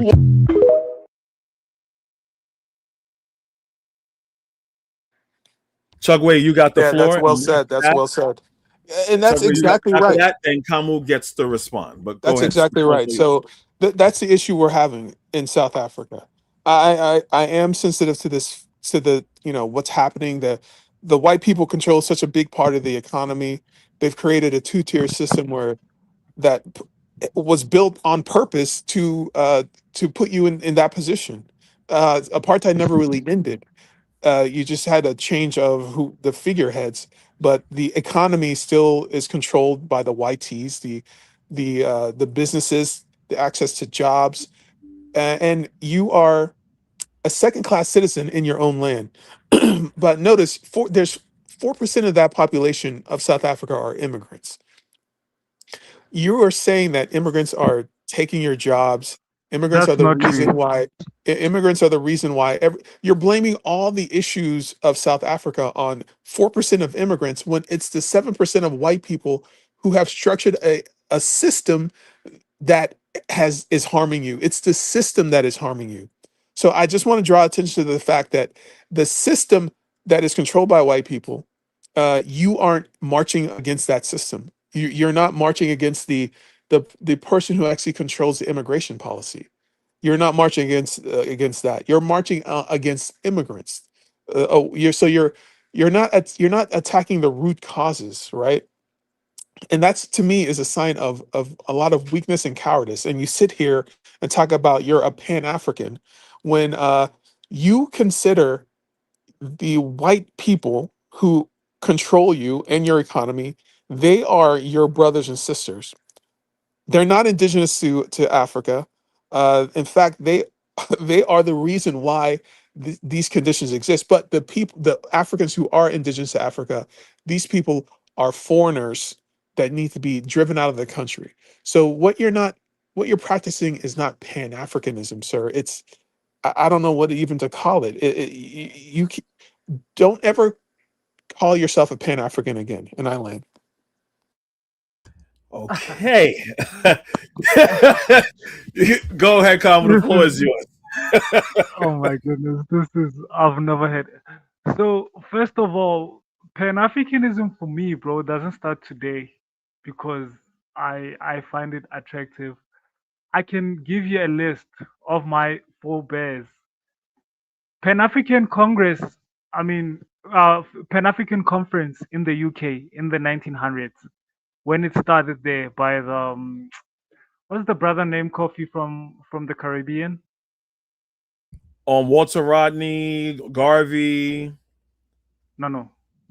Before Garvey was still a baby then. In the 1900s, In the he was 1900s? not Panama. Yeah, he was Was it from not W.E.B. Du Panama. Bois? No, Du Bois in the 1920s, before 1920s, bro. I forget the brother name. A South African sister, colored lady, Victoria Koch, was in that conference as a secretary general, Mhm. right? And that's the roots of Pan-Africanism in South Africa, bro. We've been at Pan-Africanism. The rival of the ANC before we got to the 1980s. The first breakaway from the ANC was a Pan-Africanist intellectual, Robert Sobukwe. To this day, the ANC is suppressing his legacy, right? Now, there's no Nigerian who has any moral authority that can tell me anything about Pan-African. And I'm not saying this out of disrespect or spite. I'm just saying that based on factual history. There's no Nigerian who has championed the ideals of Pan-Africanism. If you don't know, by the way, South African government, which I'm not fond of. I don't like the ANC government. But be that as it may, they have built a Pan-African parliament in South Africa in a city that was built by black people. We started building that city from 2002. You can Google it now. Check it, Midrand. Check Waterfall. Go to your Google now and check Waterfall. We built a Pan-African parliament in Waterfall today. They convene every year. So you don't have any infrastructural or structural credentials to talk about Pan-Africanism with me. Back to the things you said. I never called a white person a brother. I will never do that. And I have disassociated myself with people who have close proximity to whiteness. And I will never be ashamed, even in my Pan-Africanism ideals, to put the struggle of my people first, bro. My domestic struggle will always come above everything else, Pan-African or not. Why am I in Pan-Africanism? I'm in Pan-Africanism because I understand that South Africa alone cannot defeat white supremacy. That will never happen. In order for white supremacy to be defeated, we're going to need to unite with the rest of the continent. But now, the rest of the continent is limping. People are coming to South Africa because their governments are not working. You ran away from Nigeria because the government of Nigeria for 66 years has not been working. And that's not what we hold want. on. I gotta stop you right there. I gotta stop you right there. You don't know that. Hang on a second. You don't know that. That's not true at all. That's not. Yeah, you don't know that combo. So, I agree with what you're saying, but it's like you're kind of talking out of both sides of your mouth. So I'm trying to understand I agree with everything you just said. With me, if again, it lies within the government. I'm not trying to be one-sided here and agree with Chukwu. It has to do with the government and how your government is structured and its immigration policies and who they let in and who they don't let in. So if you're a Pan-Africanist and you realize, and I truly believe in what you believe, it's going to take all of us to defeat white supremacy, because white supremacy is not based upon, you know what, England, you carry the burden of white supremacy. No, it's a total system of all white people on the planet. So there's more black people than there are white people globally. So it's going to take all of us to do it. But how is that possible if now you want to shun all black people away from South Africa because they're trying to get the black people are trying to get a foothold? The only He's reason a guard dog for white supremacy. Because it's the bloody Dutch that's there right now is handicapping, not the immigrants that's coming in. So that's what I'm trying to understand. Coffee. So you must do you understand that white people in South Africa, white settlers, disrespect us because of the illegal immigrants they see in South Africa? They tell us that they saved us from being like them. You understand that? And it's a shame that people are running away from their countries, bro. Bro, Zimbabweans don't have a say in their government. And that cannot be normal, bro. It cannot be allowed that certain families are making decisions for 2 million people in Nigeria. Wait, so let me ask you a question. So you're saying, didn't he want a king an hour ago? He wanted a king an hour ago. Now he's saying that it's not right that the king is making decisions. You're a hypocrite, sir. You're all over the place. No. Wait. So I'm trying to understand something, because you said something, and I don't know if I'm too sensitive with the framing of how you're saying it. So you're saying because Zambians don't have a functioning government, you're saying they're fleeing. Again, I have to see things through the European lens, because again, what you're saying, it's a working model that's in progress, and every so-called race uses the same model. A European, so we know the relationship between the English and the Scots and the Irish, right? But they would not be in America and say, I don't hear a white person saying, oh, this person from Sweden is fleeing. Oh, this person from France is in America because they're fleeing. White people don't fucking talk like that. They walking with open up. Welcome to the system of white supremacy. Get in where you can fit in, and that's on black people's necks. So I'm only saying that like because they have functioning countries, bro. How many black countries are functional? How many can you name now? I understand that, but so you don't have smoke for white people because they have functioning countries. Is that what you just said? You don't have smoke for white people. No. I'm saying they can do what they want, bro. It's up to them. But you don't want them out. But you only want the Africans out. I just want to be clear. You don't want white people out. Okay. Tell me when have I? You want white people out? No. Tell me. No. You made a statement before you asked me a question. Tell me when have I ever said I don't want white people out? Well, you never.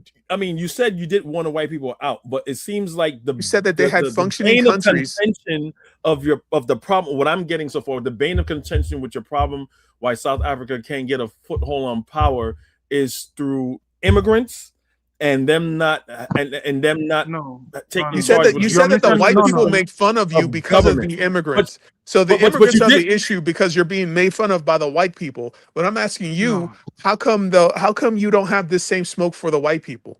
And you're saying, oh, when did I say I did? I'm asking you, why don't you have smoke for the white people? Okay, why? So I gave you. Okay, let me answer that. I gave you a historical context of South Africa, right? You're answering a question I didn't ask. You always answer a question that I never asked. Wait, hold on. Why are you answering? I didn't ask this question that you're answering. Because you're too emotional. Hold on. I got to take your mic back. One mic. Okay. Because you're too emotional to let me talk, bro. I let you say your bullshit. One mic, man. One mic. One mic means that I have the mic now. He's simply asking in your blaming and pointing the finger of why South Africa is not where it is right now.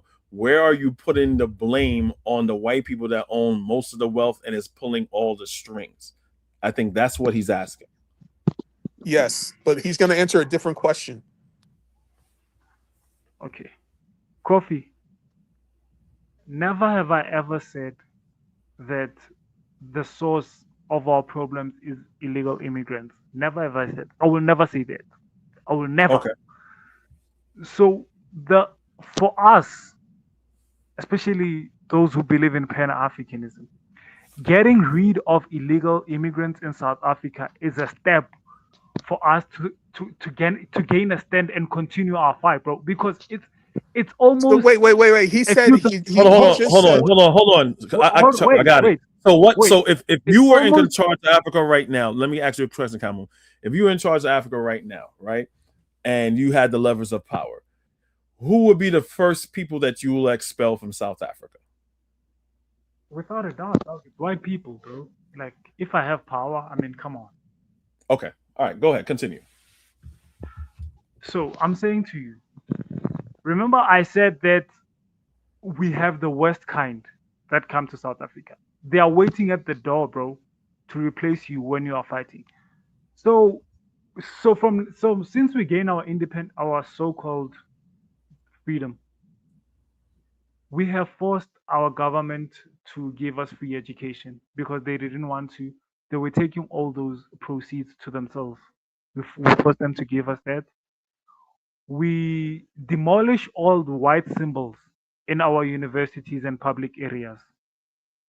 We did that. We had to break the law to do that. And now, our fight regarding the land, bro, will never be achieved so long as people who do not identify with that pain are masquerading around us. Isn't the case that you're scared of white people? Isn't your fear of white people what's holding you back, not immigrants? Tell me. When are we going to address your fear of the white man? No. Again, Chukwu, I'm being fair. He said that we got to take his word for it. He doesn't agree with his own people that propped up white people. He disassociates himself away from those people. So I'm just being fair, right? So, but again, I guess appreciate you, Kofi. I appreciate you, bro. Go ahead. No, finish. I'm just answering this question for him because I'm just trying to be fair. The question is a little bit disingenuous. But if you want to know what Kamu and like-minded people like Kamu wants to do, then do that. But at the same time, Kamu, again, I'm being fair. Pan-Africanism is if you don't have like-minded people, I understand that. But you can't really say that you know, if Chukwu's numbers is correct, 4% of the population is holding you back. It sounds very FBA-ish. No. Because it's not. Oh yeah, for sure. But it's not 4%, bro. So South Africa, yo, Kofi, it's a lot, brother. We have. You have to come with numbers. You have to come with numbers, man. I can't. So unfortunately, I cannot, bro. All he has is rhetoric. He doesn't have any numbers. He's just going to repeat what the white man is saying. There was an NGO that compiled a report, bro, that estimated, just out of estimation, because these people don't have passports. They cross the border. Our borders are porous. Like, it's just a chaos, right? It's estimated to be over 20 million.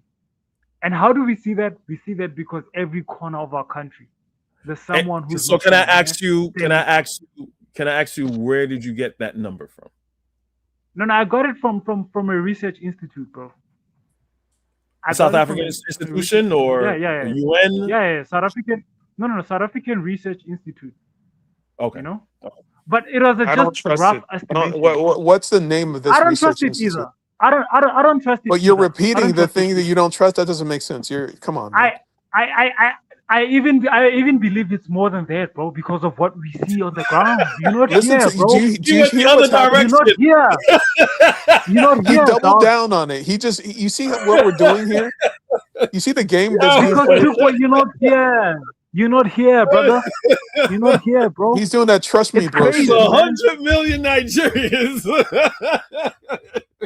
in You South want to blame? He Africa. wants to blame immigrants for all the problems of South Africa. He's No, saying I will it's never do because that. of I immigrants. repeat. That's what you're I doing, sir. repeat. No. I repeat. I will never do that.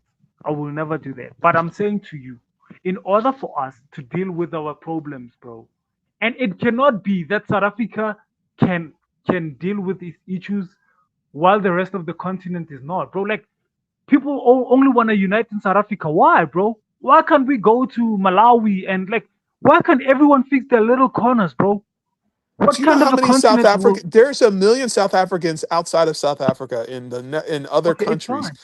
It's Okay, but okay. you're It's so okay. okay. You don't have an issue with the South Africans who Oh, leave South Africa. You want everybody else who's in South Africa to leave, but shouldn't all the other South Africans come back home and fix their country? I can hold on, hold on, guarantee hold on. you now. Camel. I'm gonna have you answer that. I want to play a video.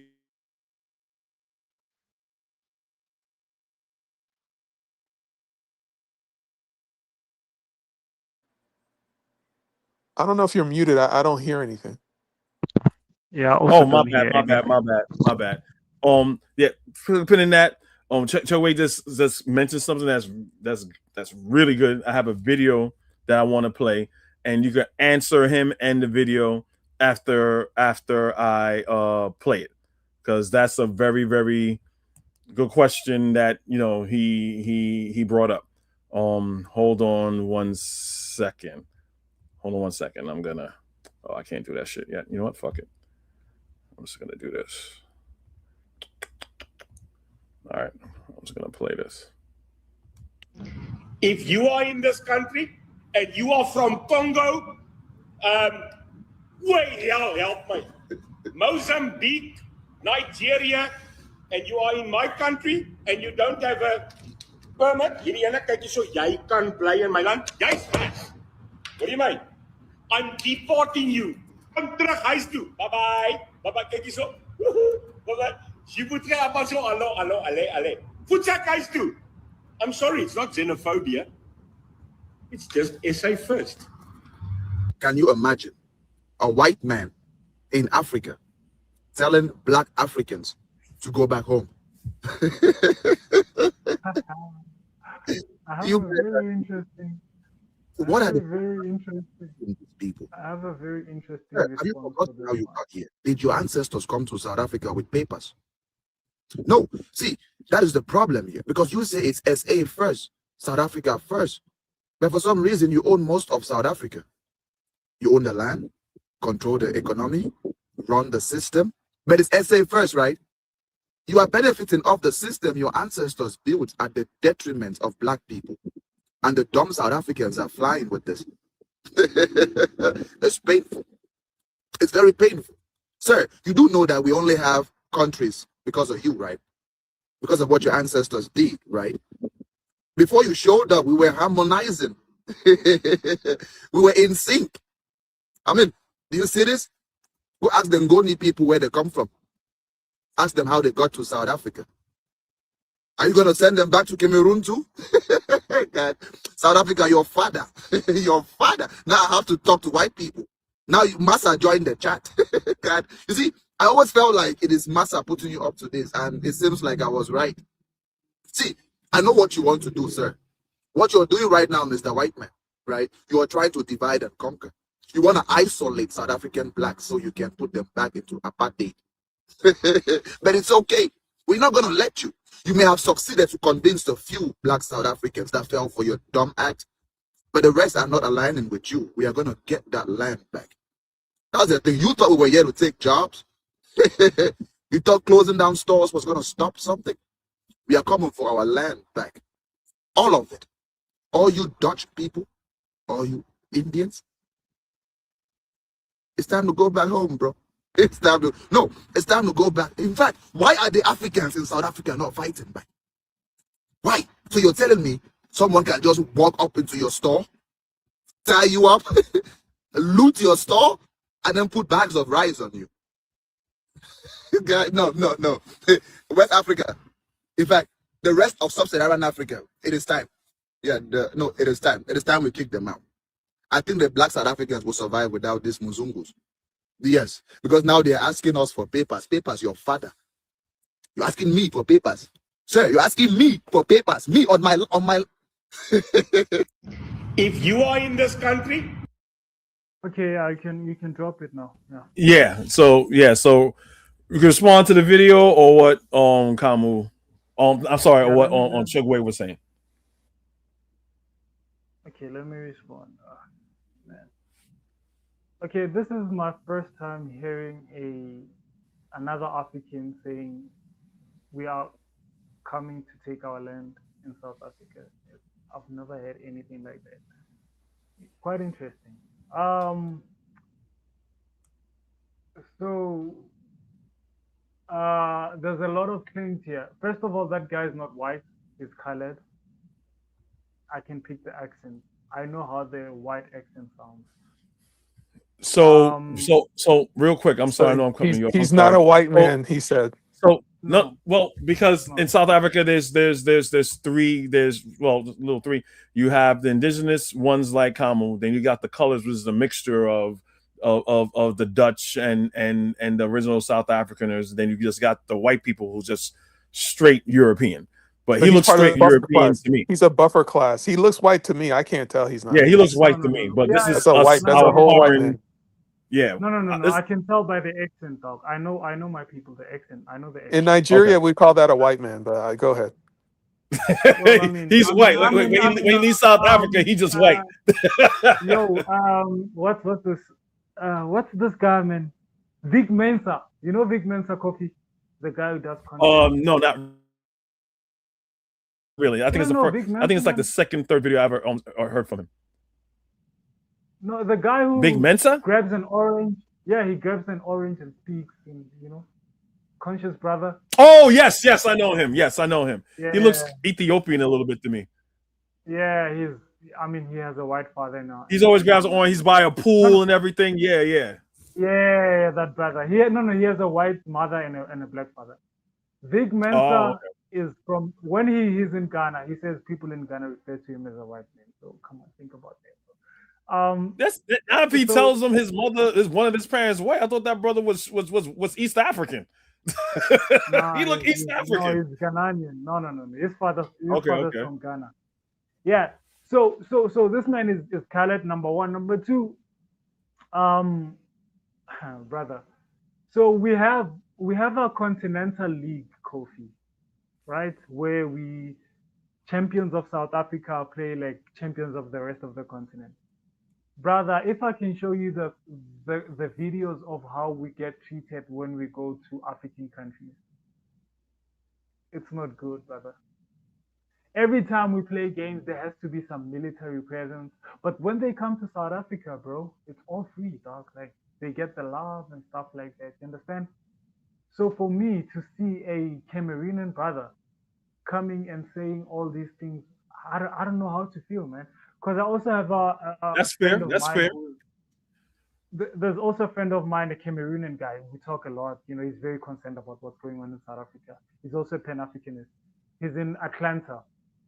And now this other time we were talking, and he says to me, "But man, you gotta get rid of white people." I'm like, "Yo, bro, we definitely gonna get rid of white people." I'm like, "Yo, bro, but what are you guys doing in Cameroon about the French?" He's like, "Bro, Cameroon is." It sounds like you guys going tit for tat. It sounds like you guys going tit for tat. Yeah, I mean, and he's like, no, this is his answer to me, Kofi. He's like, "Bro, Cameroon is France's most valuable asset, which is why when we try to fight, Cameroonian government uses live ammunition on us." I'm like, fair points, I hear you, brother. But you understand that in apartheid, we had to fight the government that was using live ammunition on us, bro. And we defeated apartheid. So you had some help, though. You had a lot of material help from other Africans. We sent a lot of money to the ANC party to help in that struggle. Well, that money we cannot be accounted for. We cannot be traced. It cannot be traced, bro.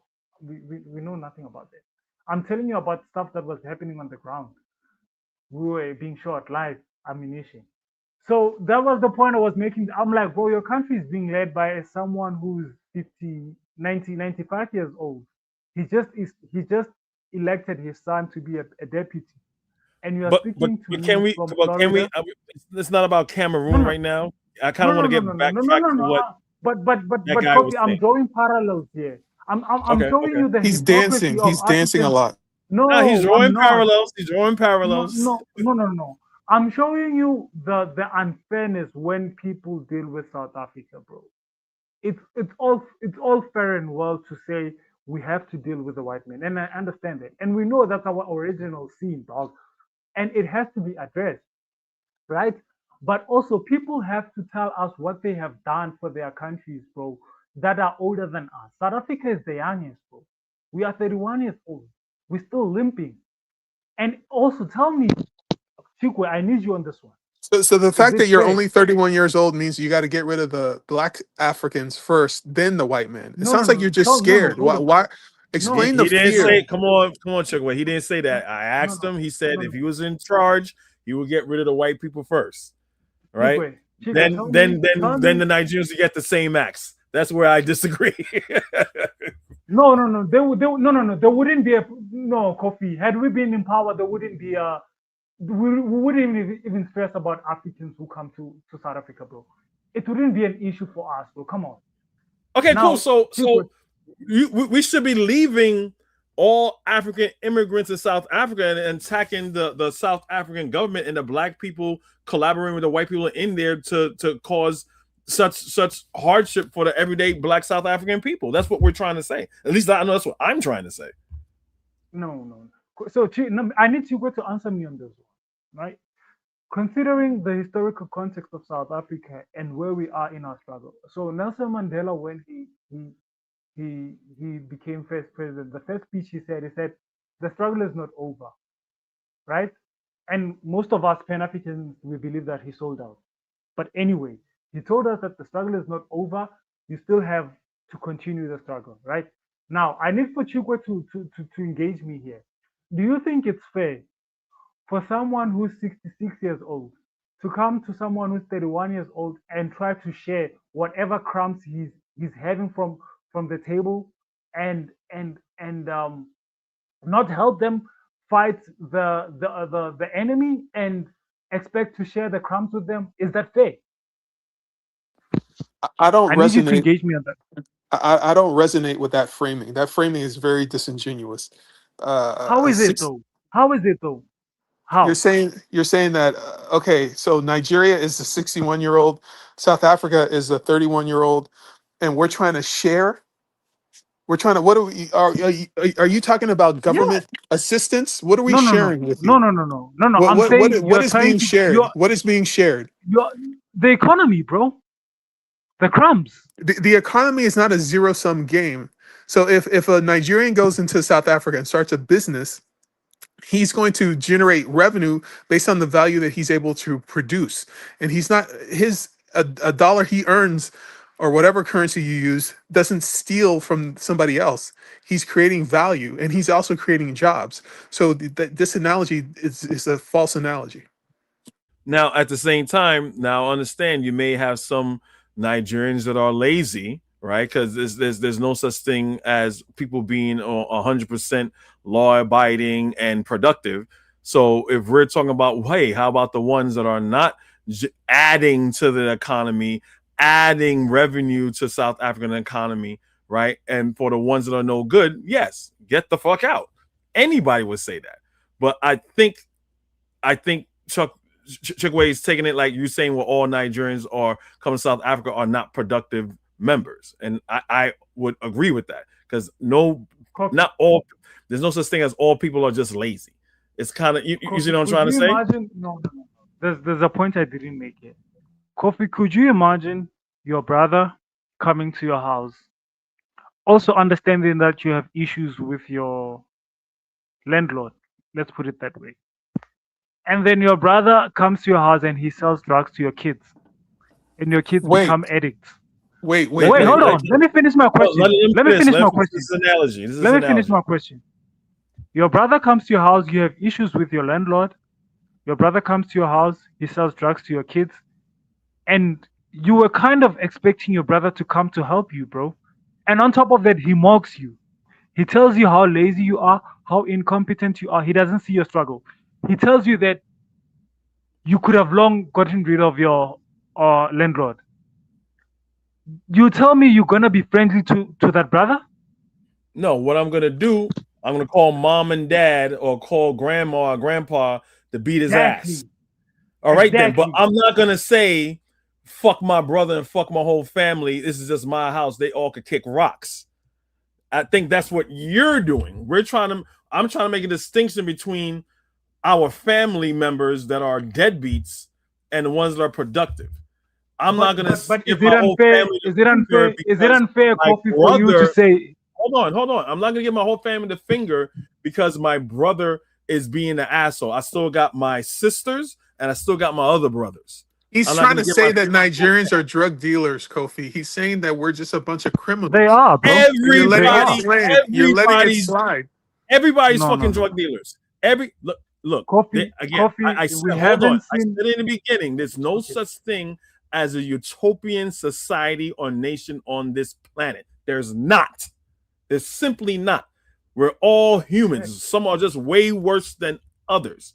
So to say all these people, according to the more numbers that you say that Nigerians are coming in Kamu and you use this generalization, the more your argument falls apart. Because close to 90% of people aren't drug dealers or users. The more numbers you have, the least likely chance that's going to happen. So let's take in America, for instance, because you were saying how when we on the so-called To Be Fair show that they had that the Nigerians in America do well, and you can't understand that because the Nigerians that come into South Africa aren't those same well-to-do people. So already we already talk about different types of people. So you can't use this blanket statement. And again, there's more. Again, it's harder. You need more money. It's a class system. There's more. You need money to travel abroad. You need money for papers, right? So you're gonna have Nigerians and other Africans that's able to travel abroad that are more well-to-do people. It has nothing with them being Nigerian. It's a class of people. You know what I'm saying? Like you got FBAs, which are a bunch of white ass kissing, bunch of bastards that don't know nothing. That's a cult that follows a man that got daddy issues, right? That's not all Black Americans. It's not. I don't even think that's even 5% of Black Americans. But I'm not. You see what I'm trying to say? So we have to be very meticulous when we're talking about groups of people, not to put all those groups of people in one group because the small group is making everyone look bad. Go ahead. Can I ask Camo a quick question? Go ahead. Camo, number one, are you employed? Do you have a job? Yeah. Whoa, hold on. What relevance does this has to do with the conversation? I just want to know. I got to take his temperature here because he's saying that Africans are other people are stealing his job. I just want to know: does he have a job? I never said that, bro. Why do you like to? Okay, bro. Bro, Okay, I put that never to said one side. anyone steals my job, dog. Put that to the side. Do you have a job currently? Are you employed? Yeah, I do, bro. You're asking the same question. You just framing it differently. Okay, fine. Okay, do you have a passport? Have you ever traveled outside of South Africa? Yeah, for sure. Okay. So do you have a college education, or how far did you get in school? I have a degree, bro. Okay. Now, would you say that your condition is a rare thing in South Africa? Are you No. Okay. No, it's not a rare thing. Okay, so all right, fine. So why then are South Africans so scared of competition from immigrants? No, it's not about being scared, bro. It's not about being scared. It's about limits and respect and expectations. Which is why when I started, I spoke about expectations for Ghana. We have expectations, bro. You cannot come here, bro, and behave like the rest of the. You cannot come here and behave like our enemies and expect us to treat you nicely. It will never happen, bro. Come on. What expectations do you have for white people? What are the expectations you have for the white man? I don't have expectations. No, I don't have expectations. You don't have any expectations for the white man, but you have no, a lot of these expectations are just for Africans. That's what you're saying. Yes. So why do they That's very why do they strange. have two different why do they have two different tiers of expectation? I don't understand. Why would I have expectations for white people, bro? These people are inhumane, bro. Why It's would I because you're have scared. expectations? It's because you're Okay. scared of them. You are scared of No, the white man. That's the root of this whole no. thing. Okay. How am I scared of white men? Okay. Stop. Both of you. Stop. All right. Kamo answered your question, right? And I understand you don't expect anything from white people except for what their nature is, right?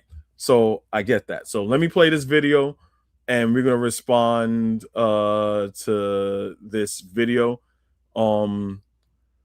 After the video finishes playing, Chukwu, then you could go and tell us what you think about it. Let me play it. I muted it. What did I do?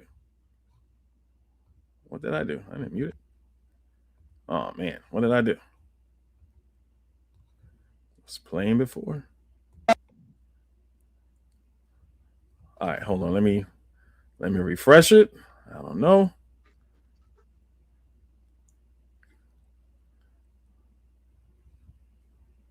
Well, now we don't even have to ask you anything.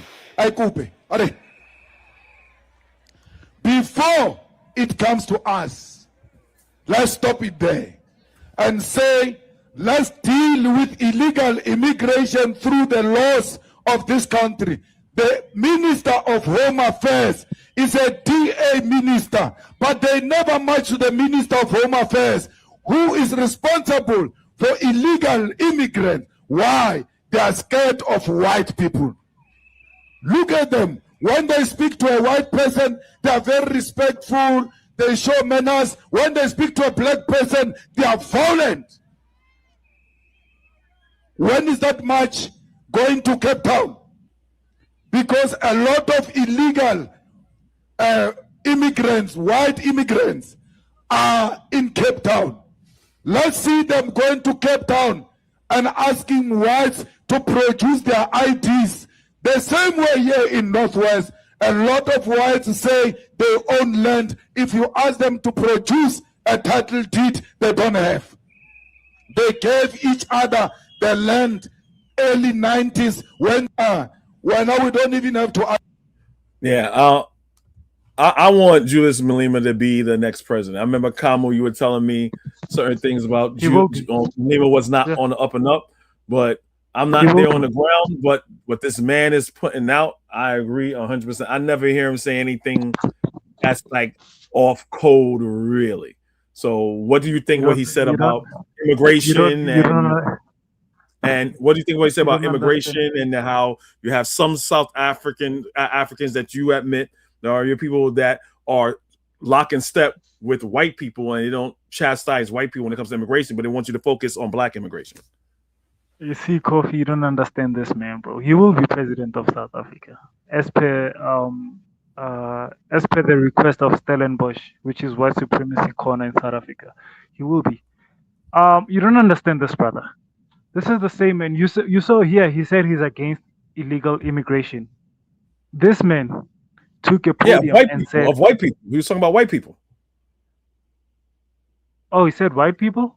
He said white people. He says when you go to these same white people and they say they own all this land, you ask them where are your papers, and they don't got no papers. I'll play it again. I love to hear this man talk. I'll play it again. Okay, ask you anything.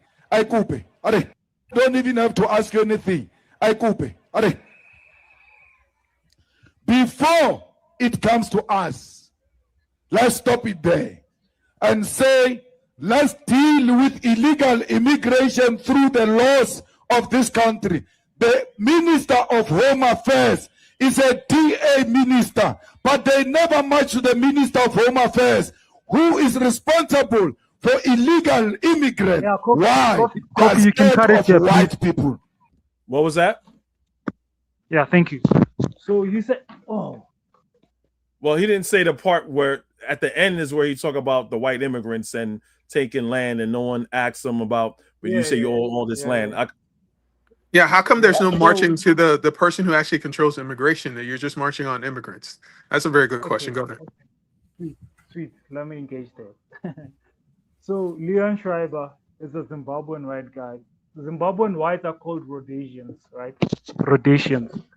Leon Schreiber is a Rhodesian guy who got a government position at Home Affairs. Now, you must understand when we went to elections and the ANC stole elections, people wanted to go to re-election, and it was Julius Malema that said, "No, that's not going to happen. We're not going to re-elections. The ANC will stay in power." And now the ANC went on to form government with white people. And one of the portfolios that they compromised on was the Home Affairs portfolio. They gave it to white folks. Now, this white man is a white man who ran away from Zimbabwe to settle in South Africa because the Zimbabwean government was taking land from white people. He came to South Africa and he became neutralized in South Africa. We're still fighting him. If you can check, by the way, there was a court case against Leon Schreiber. Is this in any way an answer For to my question, or who's questioning? I don't know what you're answering. It has nothing at no, all no, to do no. with I'm what I addressing asked. what. No, no, no, no. I'm addressing what. I'm addressing Julius Malema here, and the guy he's talking about, right? Just opened an embassy in Australia now, a Home Affairs. Just imagine a government department building a government office in another country. That's a guy. Now, what you must Are you going to understand march? about Are this you going to march on him? Or are you just going to tell me his autobiography? no, no, I'm getting to that. This is one thing you must understand about this Julius guy. This is the same man that said illegal immigrants should find creative ways to come into South Africa. But prior then, he said Zimbabweans must What go back immigrants he's home to talking about fight. specifically? The white ones or the black ones? No, no, he was talking about black ones, which is why I'm shocked here because he said he's speaking about the white ones.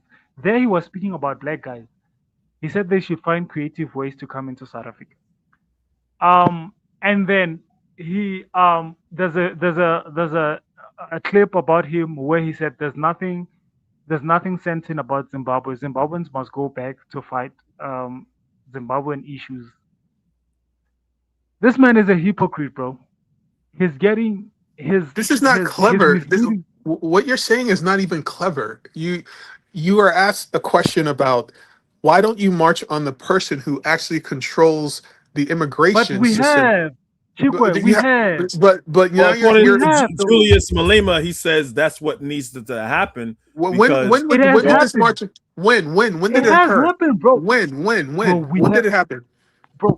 Okay, let me find you receipts, bro. We always go to what's this to This is Home that Affairs, trust bro. me, We bro even stuff.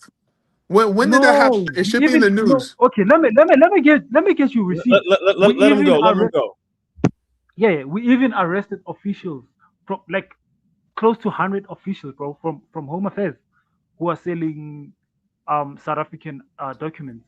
Like a So citizen's there arrest, has or been how did that work? no. It was a proper no. It was proper police arrest. It wasn't a citizen arrest. But it was after the pressure we put on the department, bro. It was after us putting the pressure on the department. We have been engaging, bro, with the Home Affairs department. Even prior the white guy coming into place, there was a black guy from the ANC who was a head of the Home Affairs department. That one he was very cooperative. So there was no need for us to fight him because he was working with us. He would go to the borders and install new systems and stuff like that. Now this new one, it's a problem because he's a Zimbabwean Rhodesian who ran away from Zimbabwe. And there's But a have you there's marched? Have a you marched lobby on him? Have you marched on him yet? there's a no let's say my brother. There's a lobby group that's taking him to court on testing his validity on being a South African because he's a Zimbabwean, that guy. So to say that there hasn't been any pushback against Leon Schreiber is not necessarily true, bro. I didn't And say that's Julius pushback. Malema for you. I didn't say pushback. I said march on him. Have you marched on this Home Secretary that he discussed, Bro, or don't have you tell marched us on what Have you marched on Cape Chikwe, Town? Chikwe, I'm asking. don't I'm tell us asking. how to Chikwe, I'm don't not. I'm tell us how asking to a deal with question. I'm our not no no no telling. no I'm no no asking. no no you are no Either. you're not asking. I'm No, asking. you're I'm not asking. asking, Why? bro. Why No, haven't no, you no, no, marched on no, these no, no, white no. people? Why haven't you? No, Chikwe. No, Chikwe. You are implying. Don't tell us how I'm to deal with our asking a issues. direct question. Why are you? You No. see how you don't want to answer the We have. question? You No. haven't. Because you want to frame it. No. Because you want to frame it the way it suits your narrative. I'm telling you, there has been pushback. Pushback, including I didn't say marching to the pushback. office. Okay, just Bro, because you said bro, something mean on bro, Twitter doesn't mean that you actually marched on him. I'm not talking about social media activism. I'm not brother, talking about brother, anything else. brother, I'm talking about why haven't you brother. marched on this Okay, person? okay, time Chikwe, out. Chikwe. He Okay. wants to know, did you guys actually march? So Julius Malema says, why don't you guys march on? He wants to know, have you guys done any activism on the streets to march on this person? That's what he's asking. Okay. When I say there has been pushback, You that see how he includes doesn't answer activism. any questions? How is this not I'm telling frustrating? Yeah, you. if he's gonna crash and burn, let him crash and burn. Let him answer. Thank you. Appreciate you, brother Coffee. When I say there has been pushback, bro, it includes even marching, bro. Right? So the Home Affairs Department, brother, this is a government portfolio. You engage. South Africa is not a jungle, bro. You engage, and there has been an engagement at that level, and that engagement come from from the grassroots, bro, from the grass, which is why now we're So taking to the you're streets, saying there because was no, that you guys have done there that has in the past. exactly, and which is why now we're taking it Exactly. to the What does streets, exactly because mean? no, let's see, bro, You're not. always This is we're wasting everybody's time with this rhetoric. no, He said that coffee, they have done coffee, that. I don't know how old coffee. this clip is, but Yeah. Camel was saying that they have done that. I will have So to fact check that because I don't know. so coffee, we are taking it to the streets now because we have been engaging Home Affairs and they are working at a snail level, bro. You understand? Which is why now people are getting arrested and all of that, because the Home Affairs is not. We submit memorandums, we do all of those things, and nothing happens. You understand what I mean? Which is why we're taking it to the streets, dog. You know. So Why don't you submit we have. memorandums on immigrants? Why are you beating them and killing them in the streets? But you're not. You're Where have submitting memorandums to the where, people who control wait, immigration. so what do you want us to do, bro? What do you want us to do? You don't see that it's. I'm asking you. You're submitting No, memorandums to the white people, but you're killing.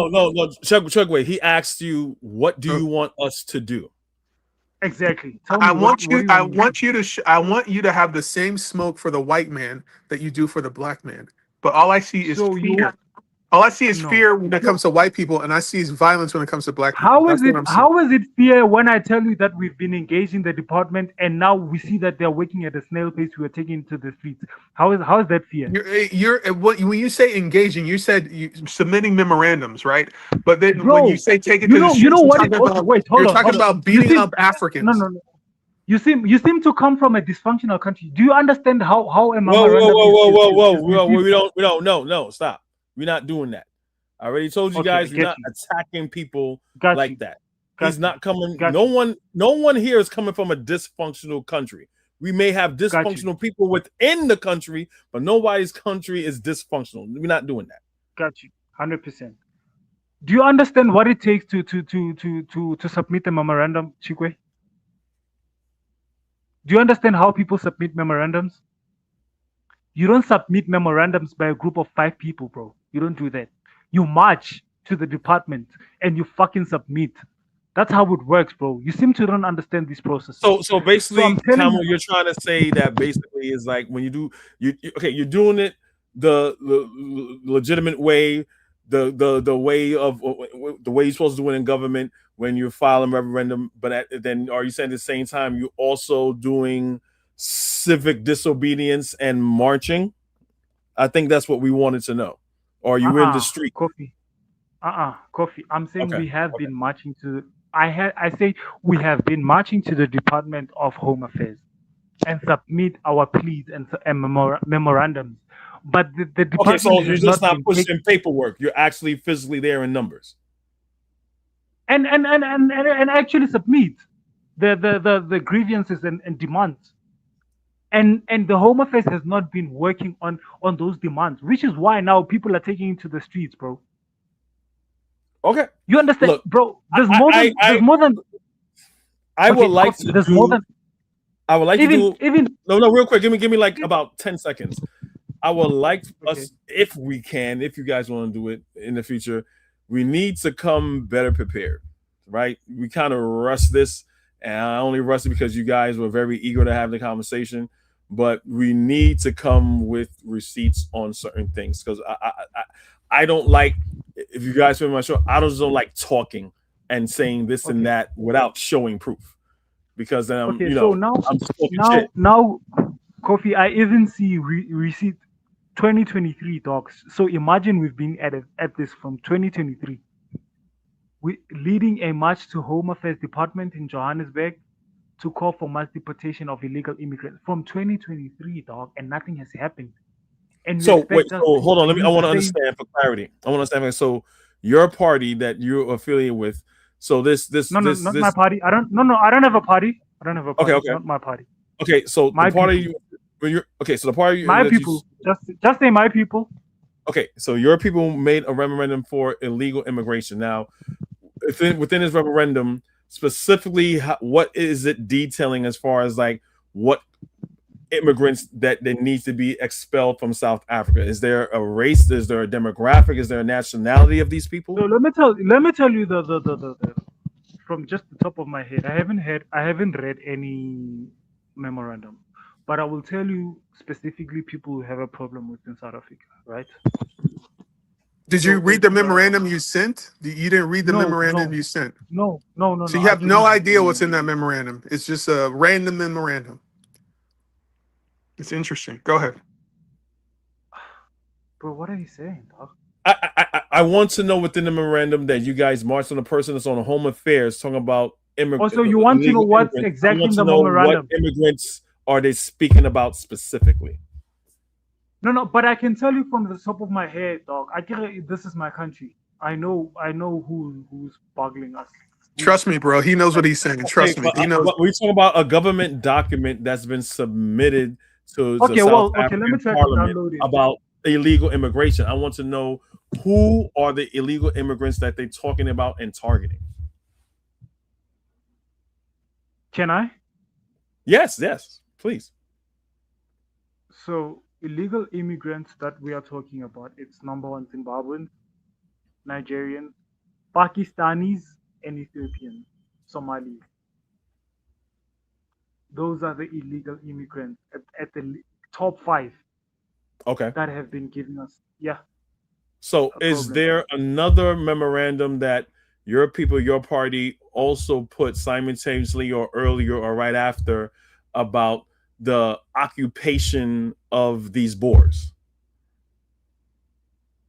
No. I cannot find any. Not any of my. And I think that's the problem. And I think, again, I'm trying to be fair here. No. Tell me, how is it the problem? Okay. Because you guys are, according to you, in the streets, grassroots, you put in government papers to get rid of illegal immigrants. Now, these illegal immigrants are the following African countries that you just stated. But when I asked you, is there also a memorandum that was put earlier, simultaneously or right after, about to get rid of the Europeans that's been occupying there? You said no.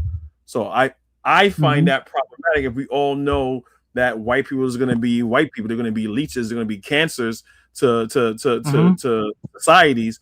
Why aren't you guys putting memorandums and things to get rid of those white people? You put in memorandums, you march in the streets to get rid of the black immigrants. Fair question. I can deal with that question. So, okay, I'm gonna answer a question with a question now. Okay. Is it fair? Do you expect South Africans to be fighting so many battles concurrently? Well, if I had the leverage, is that a fair expectation?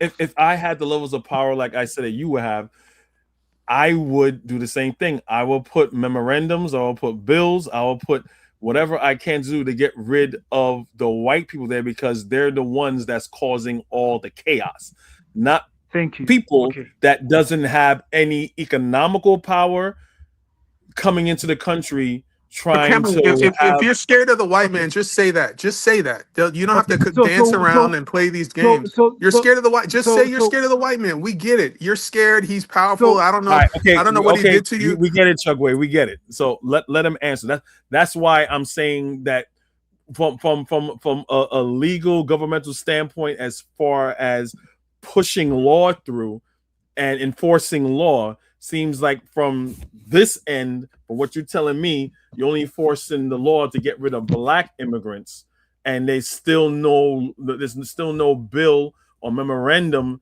to enforce these white people that, according to Julius Malema, have land but have no papers for the land, and these are immigrants that's been here for over 50 years. And you're saying you're not aware of any memorandum or law enforcing the removal of these people. So that's what I'm asking. good. So when we have a government bill, so you must remember South Africa is not we're not a banana republic, right? So when we have a government bill signed into law and becomes actual legislation on land expropriation without compensation, does that not count for anything? I guess, but it repeat that question to me again. Because I really didn't. Okay, listen My attention carefully. was divided. Go So ahead. when we have a bill is a drafted document that is was thoroughly researched on the issue. We have a bill drafted, a drafted bill that gets promulgated to become law that addresses the expropriation of land without compensation. Okay. Is that not a gain? So you have a bill that's been presented on the floor, or you guys just put a bill together? It's an actual law now. It went Okay. from being Okay. a So bill to be a you law. drafted a bill. You put a bill on the floor, and that bill was accepted. Exactly. No. Okay. That bill became law, not accepted. It Yeah. became law. So it's accepted. The So it's law now. the executive, like pen and paper, president signed it. Okay. We can expropriate land without compensation from All right. from people who had, you know. So is that okay. not So a? that is Are we a still W. That is a W. That is exactly? a first step. So what is But Chukwu talking about when he's saying we're scared of white people? And Kofi, for your information, do you know what happened to us after we signed that bill, bro? America came gun blazing, dog. We nearly got fucked up. Bro. And people like Chikwe and the rest of them, people who have criticism about South Africa, were nowhere to be found. They said nothing. We nearly got fucked up. We had I was telling what's David Walker that we had an American coon who was an ambassador in South Africa who made false allegations against our government just because we signed that bill, dog.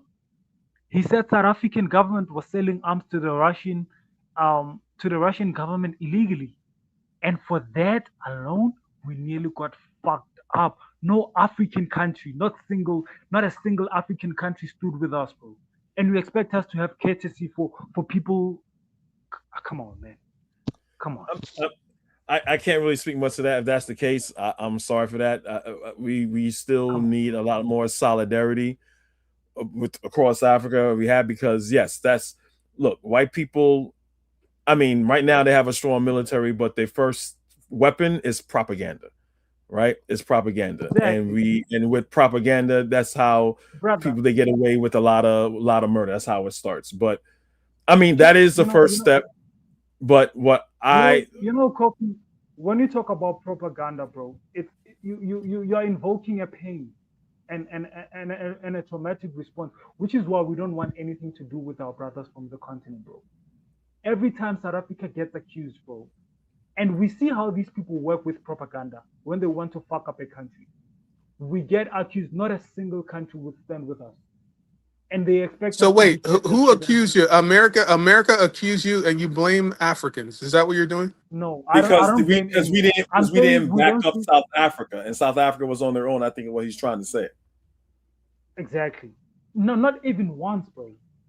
And they expect us to be all loving when they come to Okay, our but country. It sounds like you're scared to me. I no, haven't heard anything no, other than we're no. He's not. scared. He's not scared. It sounds like, all right. It sounds like, okay. This is the thing. Being a Pan African is not an easy job. It's not. That's Right. why there's a phrase Pan Africanism or perish, right? What if what you're saying is 100 and you've been through and no African countries backed you up? That's sad, right? I said the same thing about Haiti, right? I said the same thing about Haiti when they're doing things to Haiti. Same thing happened in Grenada when the United States was invaded on Grenada and did all these things, and everyone is fucking silent, right? And no one wants to do anything, right? Being a Pan African is not an easy job, but that doesn't mean you say again, like I said, fuck the whole family. You can't do that. You yourself said that you believe in Pan-Africanism because we cannot get rid of white supremacy by ourselves as one nation. But we can't. It's not even fuck the whole family, bro. It's Africa has to be functional. It can't be. South Africa is tiny, dog. It has to be functional from throughout the continent, man. What good would it bring for South Africa to be functional alone? If we can't get this is my dream as far as Africa. This is my dream. My dream is to have an African Union from Cape Town to Morocco. And if we can't expel fucking white people, which is the minority of people, we have the bigger fish to fry is fucking Arabs. And this small cancerous people we call Boers and stuff. Look, say whatever you want about Nigeria, say whatever you want about Cameroon, say whatever. Them white people got the fuck out. They're no longer there, right? What are the last people that got like a physical stronghold and got boots on the ground is these fucking South white people that say that they're just as South African as the other one because they've great grandparents. Bullshit. We need to get this South African shit over and done with so we can concentrate on fucking North Africa. So we can concentrate on Libya. We can concentrate on the Sahel states. Can I ask a question? Camo, are the white South Africans as South African as you are? There's no such thing as a white South African, bro. Boom. I like that. There's no such thing, bro. I've been telling you, dog. All right, so I want to move the conversation because we're at 2 hours and 30 minutes. Let's go something where we all agree on. We may disagree a little bit here and there because we keep circling back to the same thing. And I'm going to pose this question to Kamo. Being completely honest with yourself, do you feel that some of your stances is FBA-ish? That South Africans that may go along the line and following the same blueprint of FBA of blaming black immigrants that have less power than them and saying that they're the reason for all their trouble because they're afraid of fighting the white system that has their boot on their necks. Do you feel that your mentality or certain ideology you have could go down that path internationally? No. So, but why is that? Why don't you feel that way? What I know and what I'm willing to acknowledge is that when black people have an issue with each other, they are more ruthless than when they deal with other people. I'm willing to accept that. I know that for a fact. Right? But in as far as America goes, FBA, first of all, they don't have a government, so we can't really compare ourselves to them. You know, they rely on Washington, D.C. and stuff like that. Our struggle is kind of unique, man, you know, and being on the continent, being fucked, and having your brothers, even feeling as though your brothers don't hear your pain or understand you, instead they mock you, you know, and when you try to deal with them, they also blackmail you. So it's a unique struggle that South Africans have. But I see beyond it. So when this whole thing started, Kofi, I was speaking to my fellow Pan Africanists from. So it's a brother from Senegal. He's also in America, and a brother from Zimbabwe, a brother from Zambia. What else? Cameroon, and Ethiopia, right? And they were all in my, in my case. Hey, bro, why you? And I said, gents, I have a different feeling about this one. I think the outcome of whatever's going to whatever's going on in South Africa is gonna be good for the rest of us. They're like, no way, bro, fuck no, you should get rid of white people. I'm like, yeah, we're gonna get rid of white people, but this struggle that South Africa is pushing now is gonna push for accountability on the continent, which is something that Africans have been afraid to kind of do. Like we don't hold our government accountable, you know. And Yeah, but if there's okay, one but let me government, let me ask you a question because I'm not too clear on the structure of your government. So within your government and people that control the levels of power and make policies and enforce policies, is it half and half like some whites or some black South Africans, or what's the demographic there?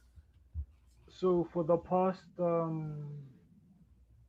we have 32 years now, so minus for the past 28 years, it has been solely black people, right? All government departments were like us.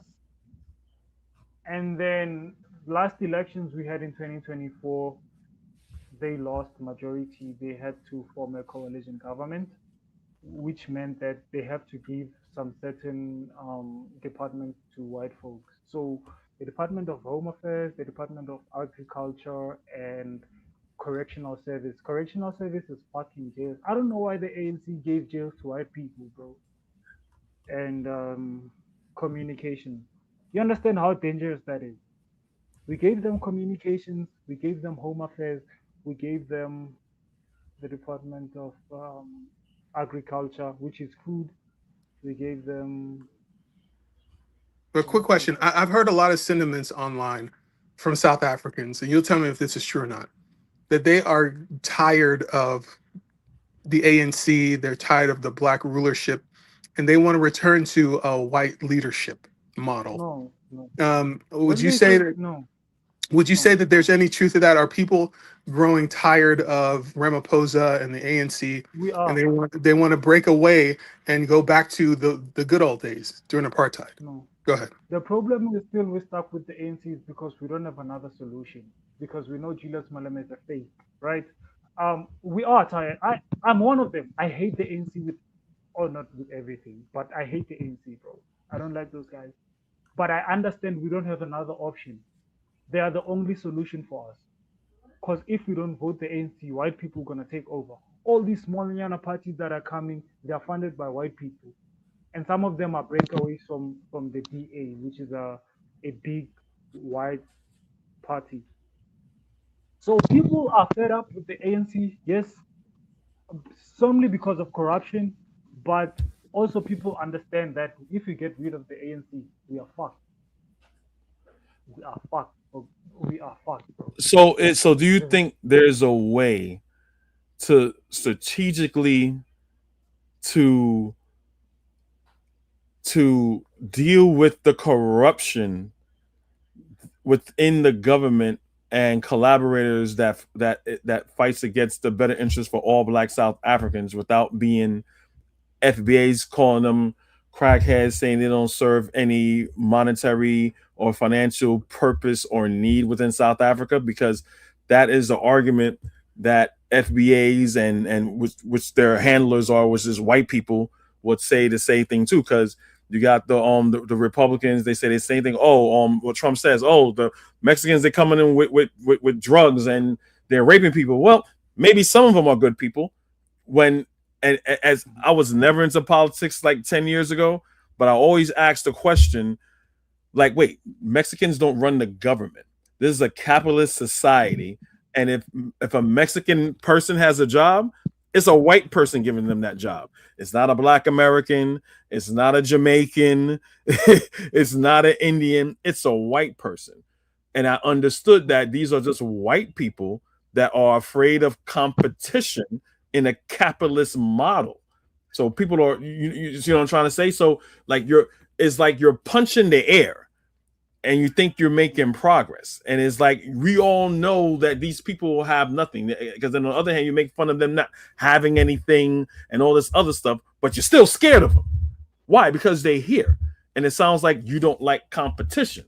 You see what I'm trying to say? And I do understand, hey, look, we need to get our house in order first before we get all these other people. But attacking people that wants the same thing as you're not the one that's giving it out. You should attack the person who's in charge of it. Like, just like you had these FBA goons, and I'll give you the floor, Kamala, after this. You had these FBA goons. And I have a question after that. Go ahead. Yeah, cool. They had Kamala Harris on some book tour or something like that, and you had this freaking FBA goon saying, we want our reparations. Why? Because it's Kamala Harris, even though they say she's not black, she's a person of color, she's a woman, because these FBA goons are freaking red pill incels, because they know they're not gonna get no blowback. They're not gonna go to Marco Rubio, they're not gonna go to Trump, they're not gonna go to Cash Patel, they're not gonna go to none of them, because that's white power. The FBA is afraid of white power. So you have to go to where the source is. That's why to this day, FBA, they're not talking about reparations. Well, in that instance, they do, but they're not going to where the power is. If there's a Democrat in office for the next 2 years, they're not going to say shit about reparations.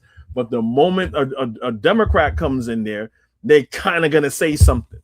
And they're going to be loud, but they're not going to take no smoke. Go ahead, Tregway. And then, Kamo, you could, do whatever with your time. I just wanted to ask, so Kamu, let's say they got rid of 100% of the immigrants were gone out of South Africa today. At this instant, they are all gone, right? No more immigrants, legal or otherwise. Now, is that going to move the needle on how much land the black South Africans own? Is that going to move the needle on the unemployment rate? Is that going to move the needle on the share of wealth that black South Africans have? Explain to me the mechanism that removing immigrants benefits you economically, or gives you access to land. Like the white people who own all the land and the businesses, are they going to release some of that land once the immigrants are gone? Explain how that works. Go ahead.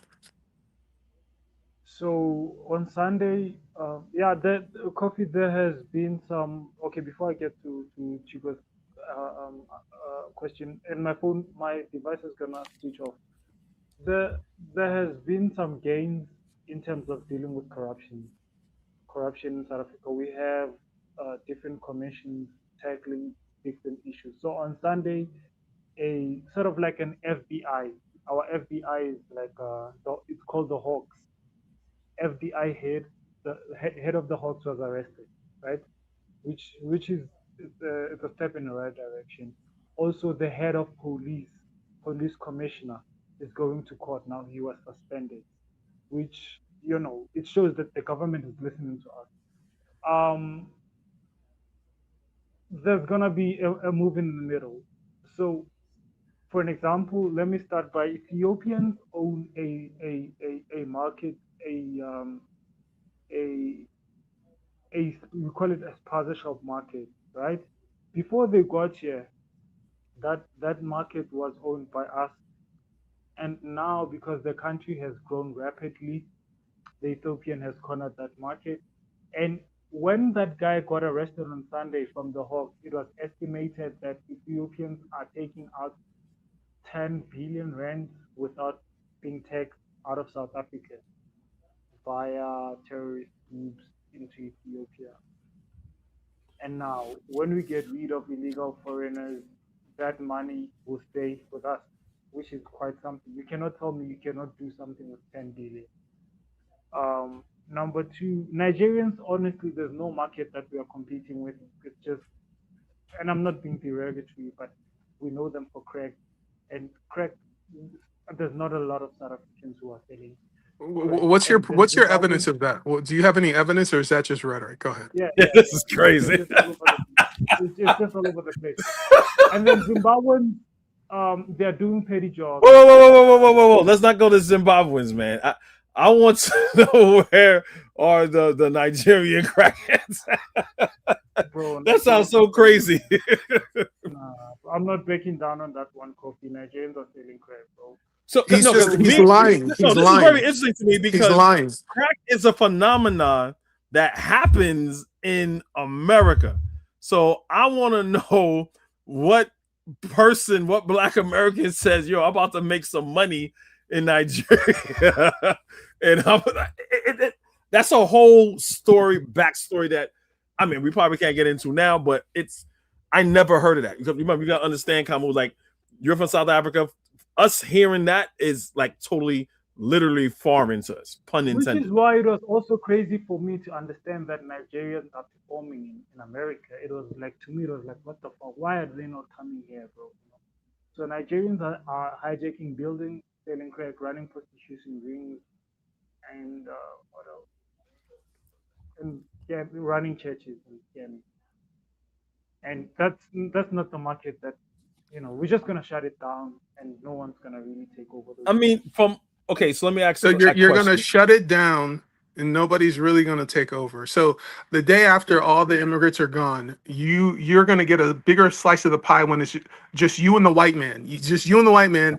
And the white man is going to give you a bigger slice of the pie because there's no immigrants. That's what's going to happen. I mean, how is that any of your domestic business, bro? Like, honestly, that's this whole discussion. No, I didn't hear what he said. What did you say? What did you say? In response to what Chukwu just said? He said, "How's that any of my domestic business?" So why am I even asking the question? You kind of dodging the question, brother. Like if you were No, but I have clarified that there's a 10 billion business that we're gonna benefit from that we used to own before Ethiopians. Wait, so how? Why are you not talking about that? Why are you not talking about that? I don't understand how getting rid of skilled laborers or people that is pretty much on par with Black South Africans. Okay, fine. Let's say they're not skilled laborers. Let's say they just domestic laborers, right? I don't understand how domestic laborers is taking 10 billion away from the South African economy. I don't understand that. You wouldn't understand because our economic structure is weird, right? It's a South African thing. Nobody else can understand it if you're not. It's a capitalist society, isn't it? Exactly. Yeah, it is. It's a capitalist society. Hold on. So it's a capitalist society, and the government is in control of immigration. It's immigration is illegal immigration, right? I get that, but I'm trying to understand how is immigrants or illegal immigration such a burden on South African government that it's you're gonna get 10 billion if you get rid of them. It sounds like Trump 2.0 South African. It's not a government burden because the government corruption is benefiting from it, Coffee. It's a burden on the people. What is the monetary gain These people of having low-skilled laborers? This is just empty rhetoric coming out of Camo. We got to be honest here. He's just repeating empty rhetoric. There's no basis in fact here. Okay. Coffee. Government officials are benefiting from illegal immigration. So, for an example, with the Zimbabweans are working low hanging fruit, like your restaurant jobs and stuff, and they are not even paid the minimum wage, bro. Understand that? And it's the government officials or people who have political patronage that are perpetuating that phenomena, because for them it means more money. Understand? All right, so let me ask you a question. So this is how it's going to make sense because we do that here in America too. So what is the unemployment rate in South Africa? Is it low? Is it high? It's very high, bro. It's like 40 something. 40% for Black South Africans. Wow. 40%. No. So if it's 40%. For the blacks, 7% for the whites. 40 for the blacks, 7 for the whites. Go ahead. I'm not. No. Leave them crackers alone. Let them go in the sun and get cancer. If it's 40% unemployment, right? That what you're telling me is that it's 40% unemployment. That means the average South African can't even get a low-level job because you have immigrants taking those low-level jobs. So it seems like you're cutting off the tail of the snake, and you think you're doing something. So I understand your frustration, but again, what we've been driving to tell you here is that it's the structure of white people, and you just admitted that. If your unemployment is high, and according to you, the people coming in are not even skilled workers, that means you guys can't even get the basic of jobs, which was the reason for your high employment, because everyone's going to have to be educated. Everyone's going to have a skill, a trade, a STEM, or something like that in order to have it. So you attacking immigrants, that's according to you. Like, I don't understand what I'm told missing you when we started. No. When we started the show, I told you there's more than 1.5 million university graduates who don't have jobs. Didn't you get that part? Yes, I remember. So doesn't that count for something? What percentage of those people are black? What percentage of those graduates are black? Bro, they're all black, bro. They're all black. Okay, cool. White kids don't go to varsity. They are sorted. Okay, but you still have a high unemployment rate. So even if you have a high unemployment rate and you have a lot of skilled laborers, and I'm going according to what you're saying, and most of the immigrants that's coming in are low skilled laborers, I don't understand how that's impacting mostly all the South Africans have high education. It seems, again, it goes back to the white person who's in charge of these industries that's not giving black South Africans a fair shake. So I don't understand why these well-to-do, educated black South Africans are attacking the low-level day laborer Nigerians. It makes no sense to me. Because they're unemployed. Kofi, these people are unemployed and they're on drugs. That's the issue. They're unemployed and they're on drugs. So they're blaming immigrants for the fact that they're unemployed and on drugs. That's what's happening. No. But according to him, the people that are low-skilled laborers are the Nigerians. If I'm an engineer, why do I care about a whole bunch of people that's picking cocoa and working in the white man's house, wiping their baby white pale ass? I don't care. They're not taking my jobs. I'm trying to connect. You say that because you don't understand, bro. This issue is complex, bro. So the low labor market, right? That I'm talking. This is ridiculous, man. The low labor market that I'm talking about is firstly in South Africa we have the minimum wage. So no one should earn less than a certain threshold, right? And people come from Malawi to be waiting at the gate to replace you. And that triggers a generational trauma that I spoke about. Remember the Union of South Africa, our grandfathers, and it's still happening in 2026. You expect a grandchild of a grandfather who was replaced in 1912 to be all cool with that happening today? It's crazy, bro. It's crazy. I'm still trying to understand how getting rid of only the 4% of immigrants, it's not 4%, part of the diaspora, would equal to $10 billion. It's not 4%. It's not 4%. You're dismissing a bigger issue. Let's say let's say it's 50 million. 50 million. I don't understand how getting rid of 50 million Africans from different parts of Africa in South Africa that are low-skilled laborers. There's only 65 million. There's only 65 million South Africans. We're gonna give it to them. We're gonna give it to them because there's 50 million immigrants. Oh my God! It's still not. It's not gonna make sense. These are dollars, and that's not gonna make sense. I'm still trying to understand how getting rid of low-skilled laborers is going to equate to $10 billion to South Africans that are very well educated that don't need those low-skilled labor jobs. So Coffee, saying to you we're gonna make 10 billion a week doesn't count for something. No, I want to know how does it turn into 10 billion by just getting rid of low-skilled laborers? First of all, dog, the taxation of the country. How does that not make sense that we're gonna be able to generate 10 billion over a week, dog? How is that not counting for So anything? the government okay, is the so government How is going to not all of it? redistribute it? The government's going to redistribute that money to you? Are you what? but where's the money Okay, coming from? I don't understand where the money's coming from. How do you It, not understand? Like so let me ask I'm let lost. me ask the question again. Do South Africans so are I ask a very red, white, and blue American question, a very Republican question. Are the black immigrants taking jobs away from the black South Africans?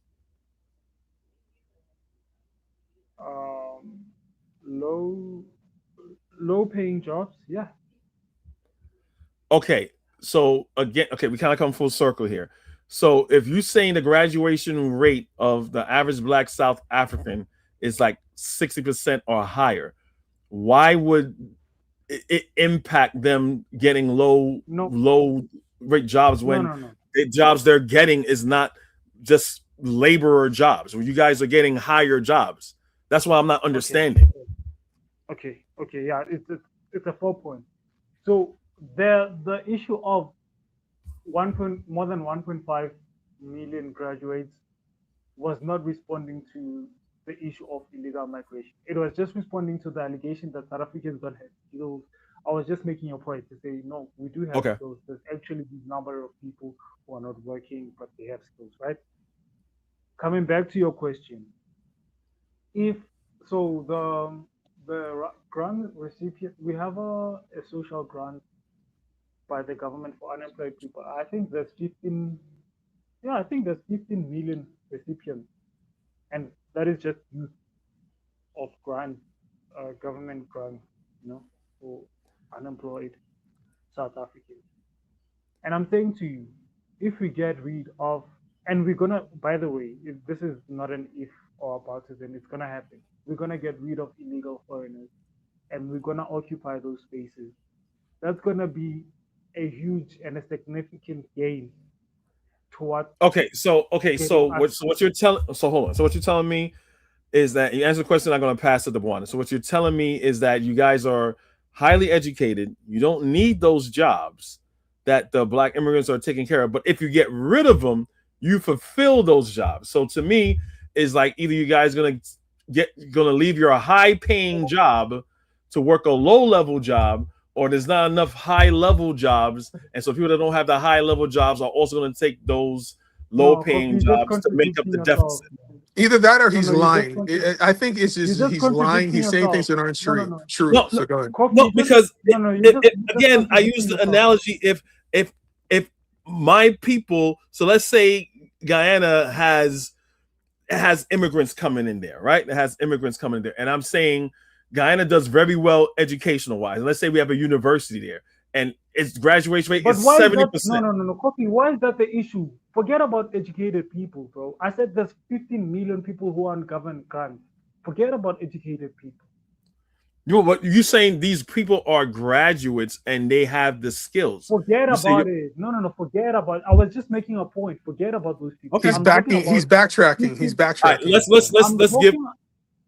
Go ahead real quick, and after you finish, Kamu, on Bwana, you go.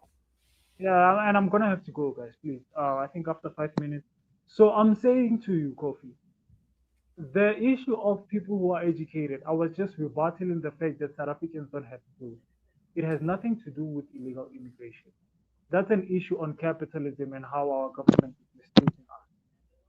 Back to the illegal immigration.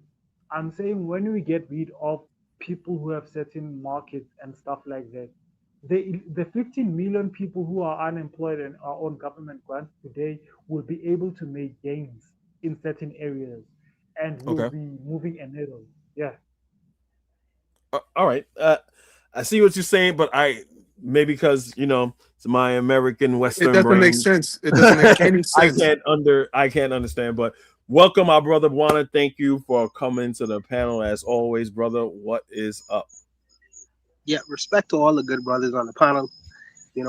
I've been listening to the conversation, and I looked up the exports of South Africa, the main exports, and it's platinum, gold, iron ore, diamonds.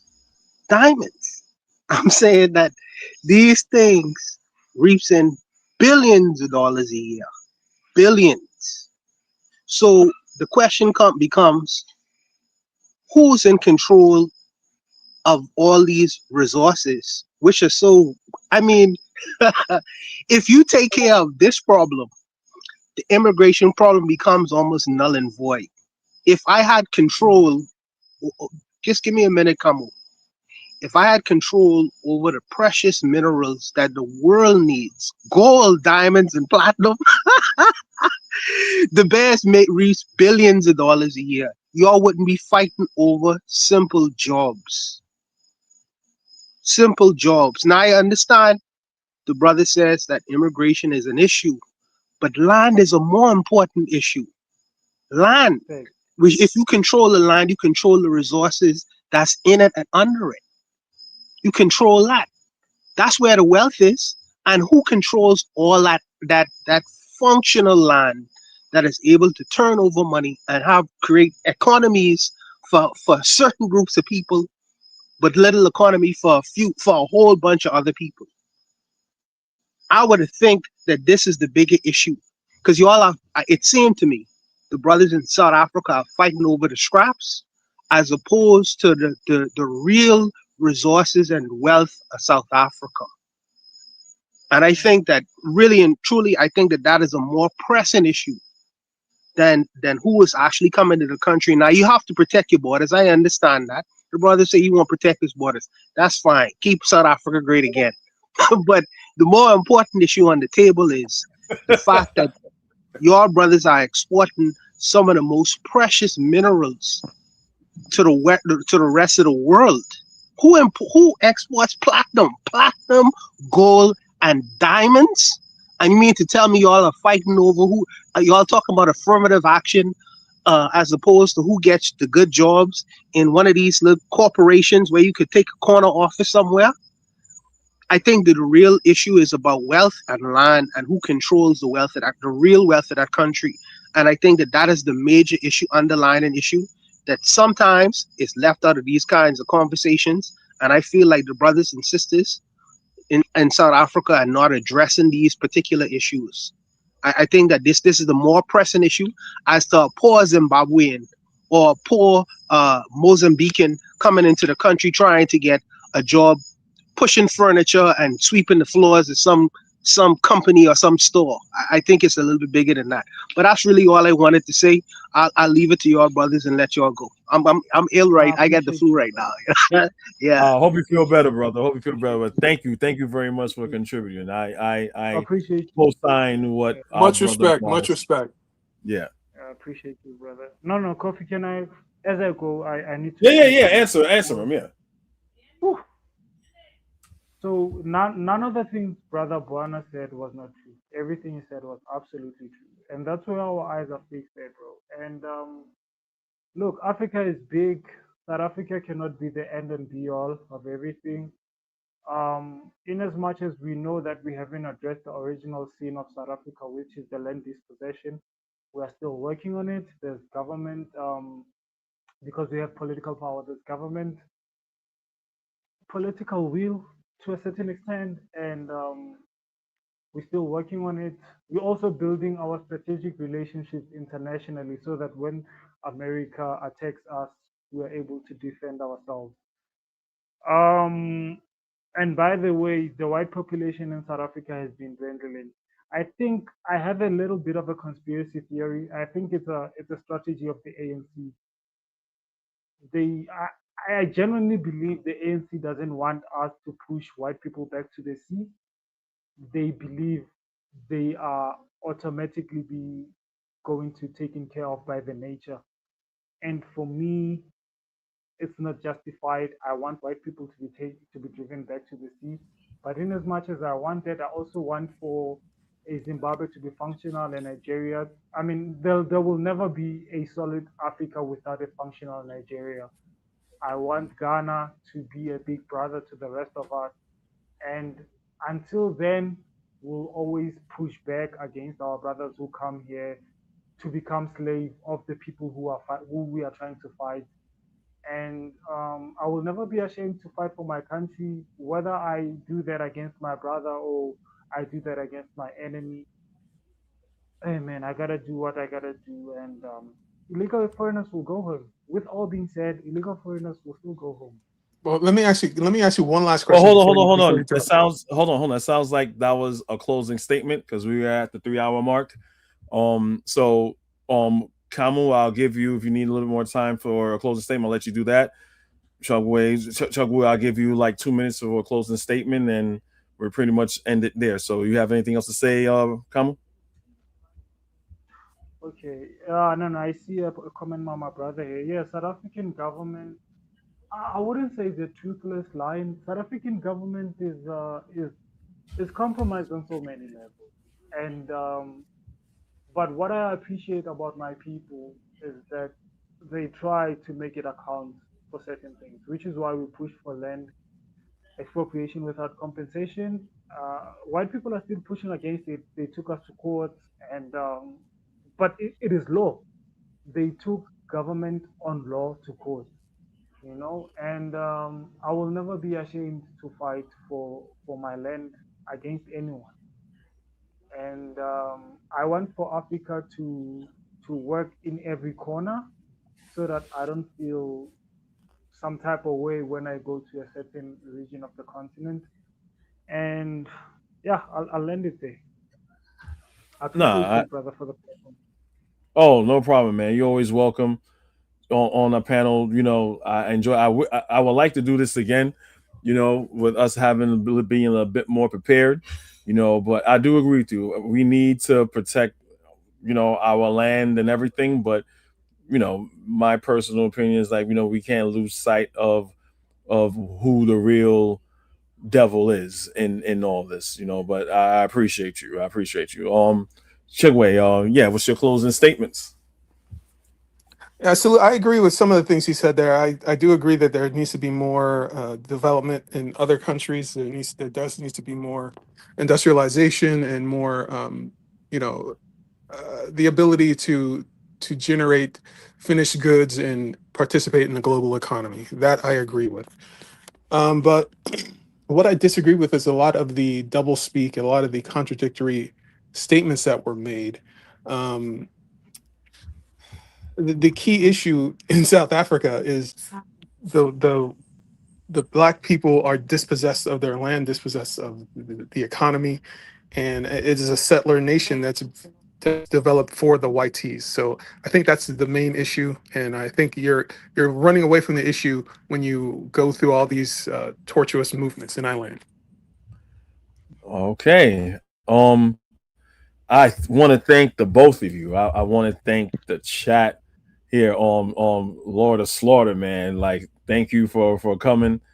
You know, you were you were getting and popping in the chat, and you were active here on the panel. You brought up a lot of good points. Um, Unc from the To Be Fair show, rooting for Camel. He's like, he says, "Get him, Camel." So we got Unc who was on our panel before. Saying our good old FBA brother. You know, our brother A Black. He's also from the To Be Fair show.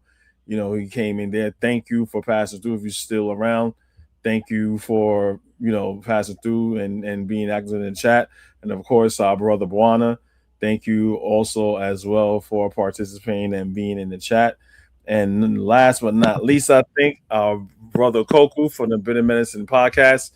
I would like to welcome you. I think on Chigwe, you were on the Business Medicine podcast. Come, I want to also offer you that same invitation. It's on Saturday night, every night at 8 p.m. our time, right? They talk about everything that's going on in the black world, right? Everything that's going on in the black world. It's a Pan-African panel coming from people from on the continent, in America, in the Caribbean. And brother Buana, what I'm saying? He's from Bahamas. It's a real Pan-African panel. So I really encourage you both to come there.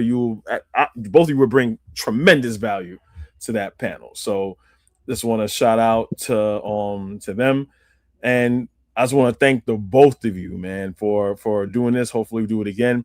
this wasn't a shit show like I thought it was. So I appreciate both of you being on your best behavior.